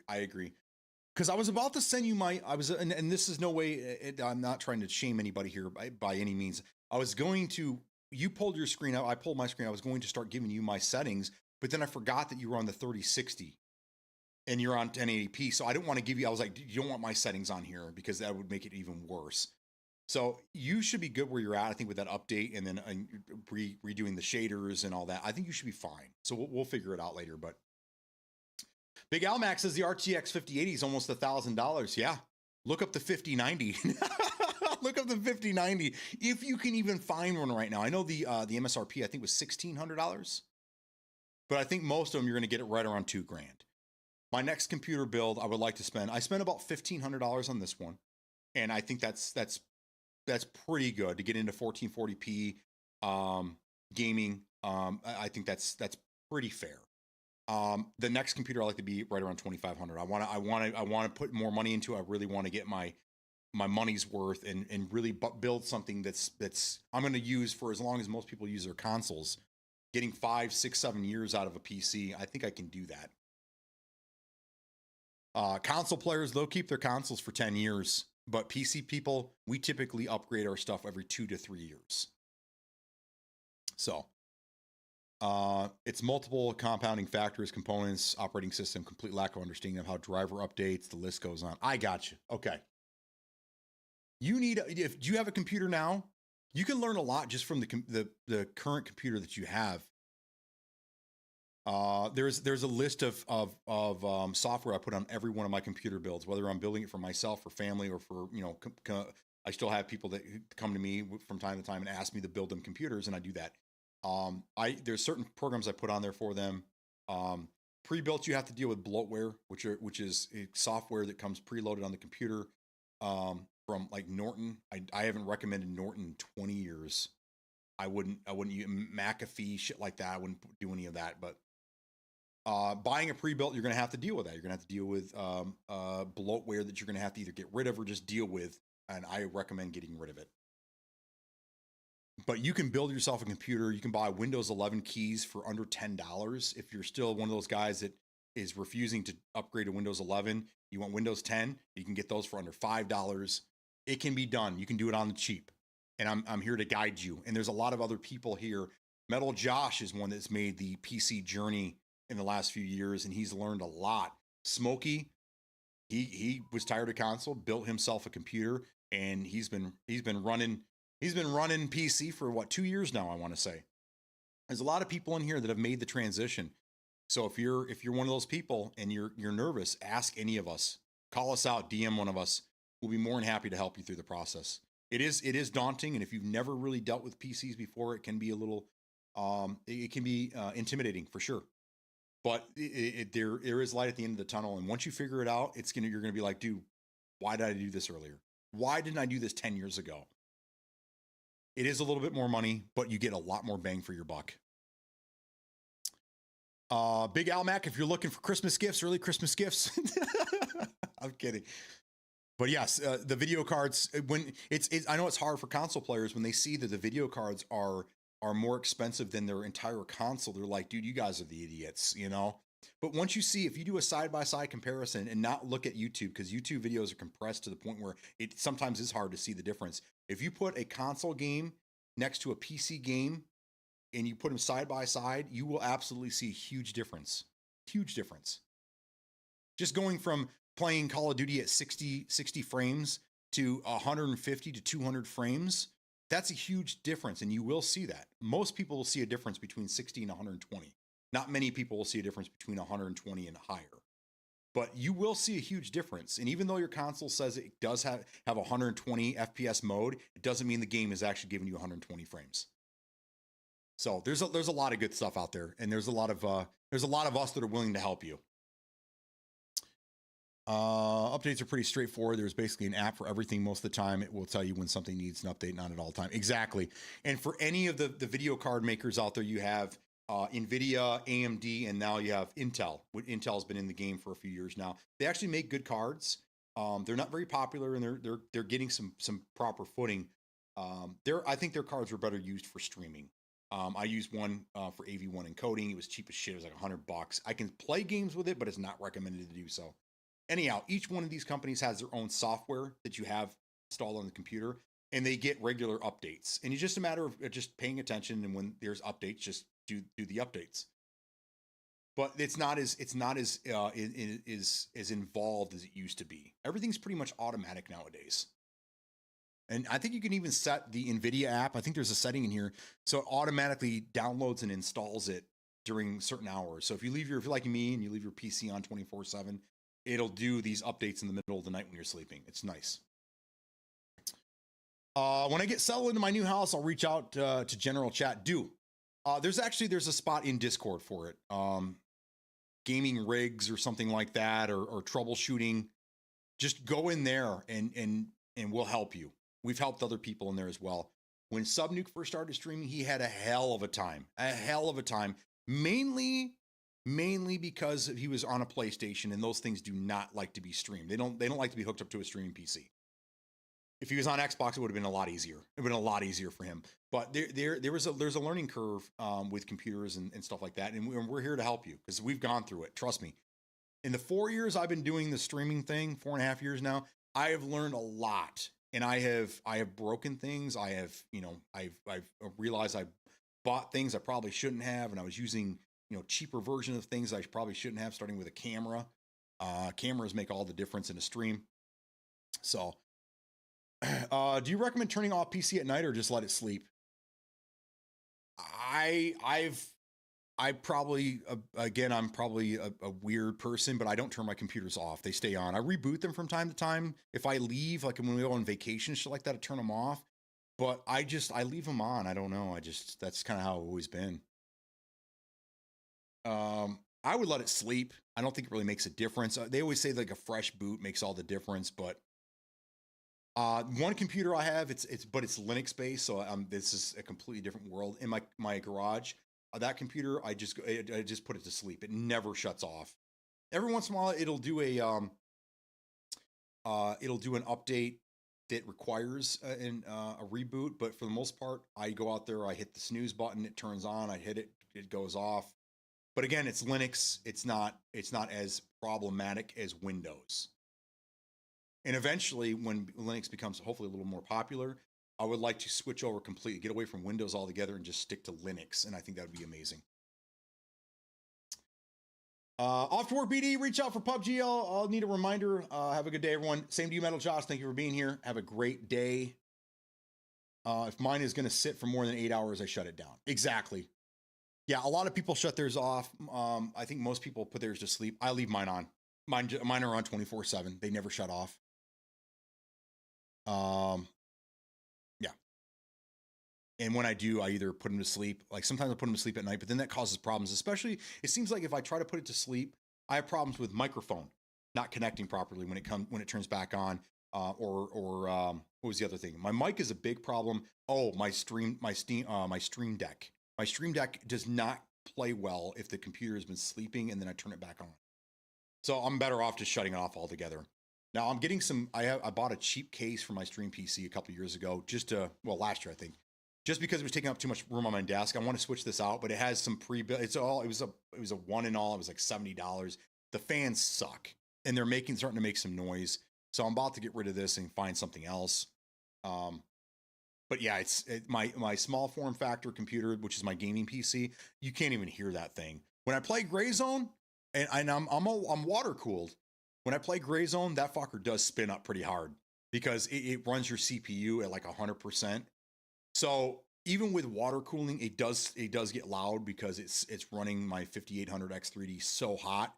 It's the only game that puts my CPU up to 90 degrees Celsius, which is when it starts to throttle. It's the only game that does that.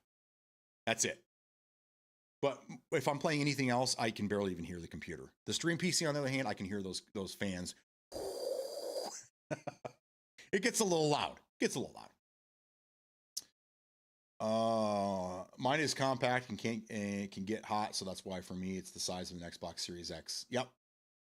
Pretty much what mine is. It's a little bit taller, a little bit wide. It's pretty much the same footprint, but I've had pictures. I have them up in Discord of my small form factor PC and then my Xbox Series X, and that's what I was trying to do. Is I was trying to show people that you can get something about the same size. You can build a PC about the same size as a Series X and get way more performance out of it, and it worked. It worked out great. Literally half of the case is the card. Yes, yes. If I take off the front cover here, my 4070 goes the height of the case. I've seen people try to stick 4090s in this particular case. It doesn't work out very well. But it can be done with some modifications. I shut mine down every night. There you go. I put mine to sleep. Big Al Mac puts his to sleep. He puts it in a fucking chokehold until it goes to sleep. That's how Big Al Mac puts his shit down. Leon Lee fans are the bomb. I agree. I actually have those. I replaced my Fantex fans. They started to create some noise. And just so you know, Fantex, their warranty sucks. They do not honor their warranties. I have been fighting with them for months to get new fans. Meanwhile, I went out and got some Leon Lee fans. They were much quieter and actually pushed more air. And I love them. Absolutely love them. So I'm with you, Rowdy. I'm 100% with you on those. Rowdy just built a badass machine on his own and it fired up the first time. No issues so far. It's a beast. See, if Rowdy can do it, you can do it too. I'm telling you guys, it's not that hard. And you'll love it. Go sleep, bitch. That's right. I need to put up a graphic of Big Al Mac. Big Al Mac, send me a picture of you doing like this, and then I'm gonna Photoshop a picture of his computer and his console. One in each arm. This is how he puts his computer to sleep. And then we'll put that on a t-shirt for you guys. I want new fans. Also, I want to replace my thermal paste soon. When it comes to thermal paste, I have a lot of opinions on that as well. Back in the day, we used Arctic Silver 5. Do not use that anymore.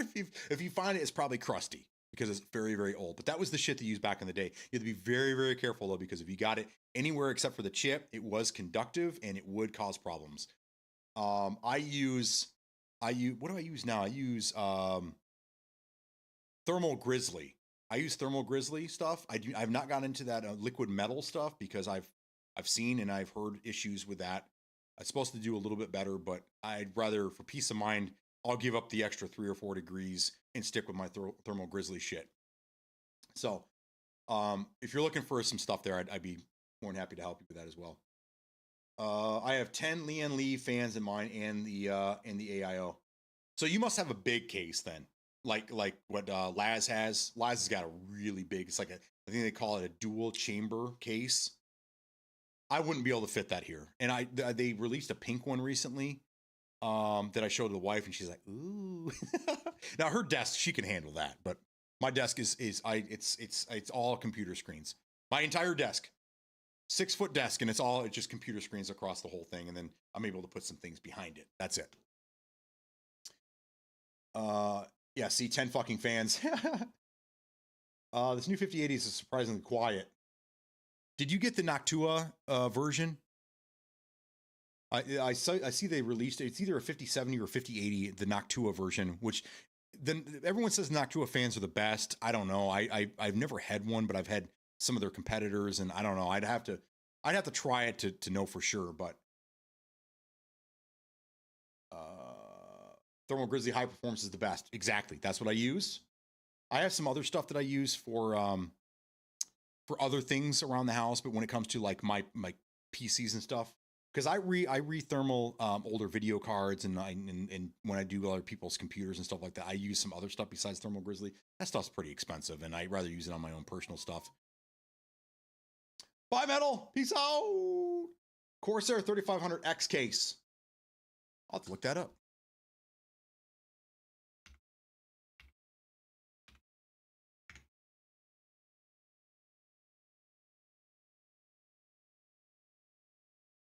Got it. Okay. Very nice. Yeah, they started going to these, switching the fans instead of them actually being on the front of the computer. They have them sideways, so they're actually they're looking at you like the motherboard. But if you have a dual chamber, it's just pulling air from the back chamber and bring it to the front. I think it looks great. I think it's fantastic. I'm surprised you didn't get one that has a screen on it.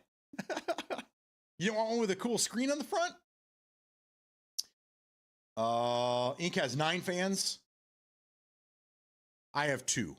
No, I have 4. I'm sorry. I have 4 fans on my. I have 2 that push air out the AIO, and then I have 2 that are mounted on the front that push air directly into the video card to keep that chill. But I never have any problems with the video card. It's always been quiet, even without those fans.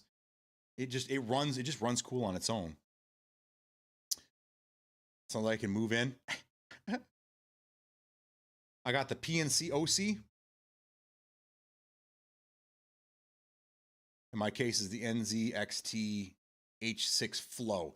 I have the I think maybe it is the Flow. I actually had it and I gave it to my wife. It is my masterpiece build. She has, her computer is probably my favorite that I've built. I have the white version of that case with the NZXT AIO with the RGB on it. And I have the Founders Edition 3060 Ti video card, the all metal looking one in there. It is clean and it is beautiful. And then she likes pink, so I have hot pink colors in there. It's incredible. I am so jealous of her computer, but I wouldn't go back to it. No, if I could put all my stuff in that computer, then maybe. But no. Rowdy Joe's got a 3500X case, 9800X 3D, 64 gig RAM, MSI Mag 870 Tomahawk. Tomahawk has always been really strong boards. I had one back in the day, 12 years ago now. Tomahawk has always made some good stuff. 1000 PSU, MSI Gaming Trio 5080, 2 Samsung 9100, 2 terabyte, Gen 5 SSD. Oh yeah, you're not slouching at all. You did it right, brother.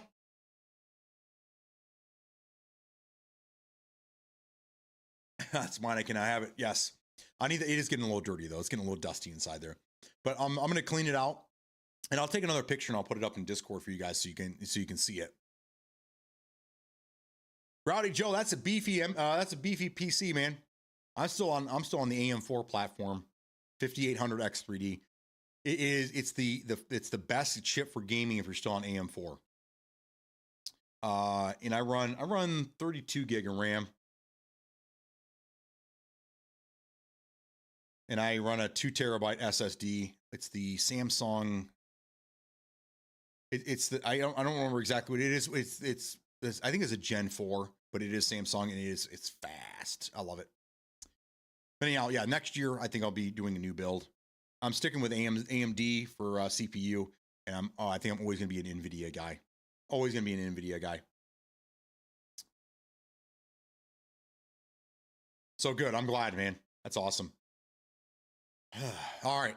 It is noon. I'm going to go have lunch with the wife. She's still on vacation until tomorrow. So tomorrow we might fire up some games, just depending on. I still love doing this. I think this whole podcast show thing is I'm having a lot of fun with it. As you can tell, I just talk and talk and talk and talk and talk. It's a lot of fun. So until then, I hope you guys all have a fantastic day. I may or may not be on some games tonight.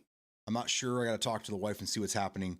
But if I am, I'll let you guys know in Discord, like I did last night. Try to shame some of you guys into playing some games with us. But everyone have a fantastic day. Thanks for being here. It's good to see you guys again. Peace out.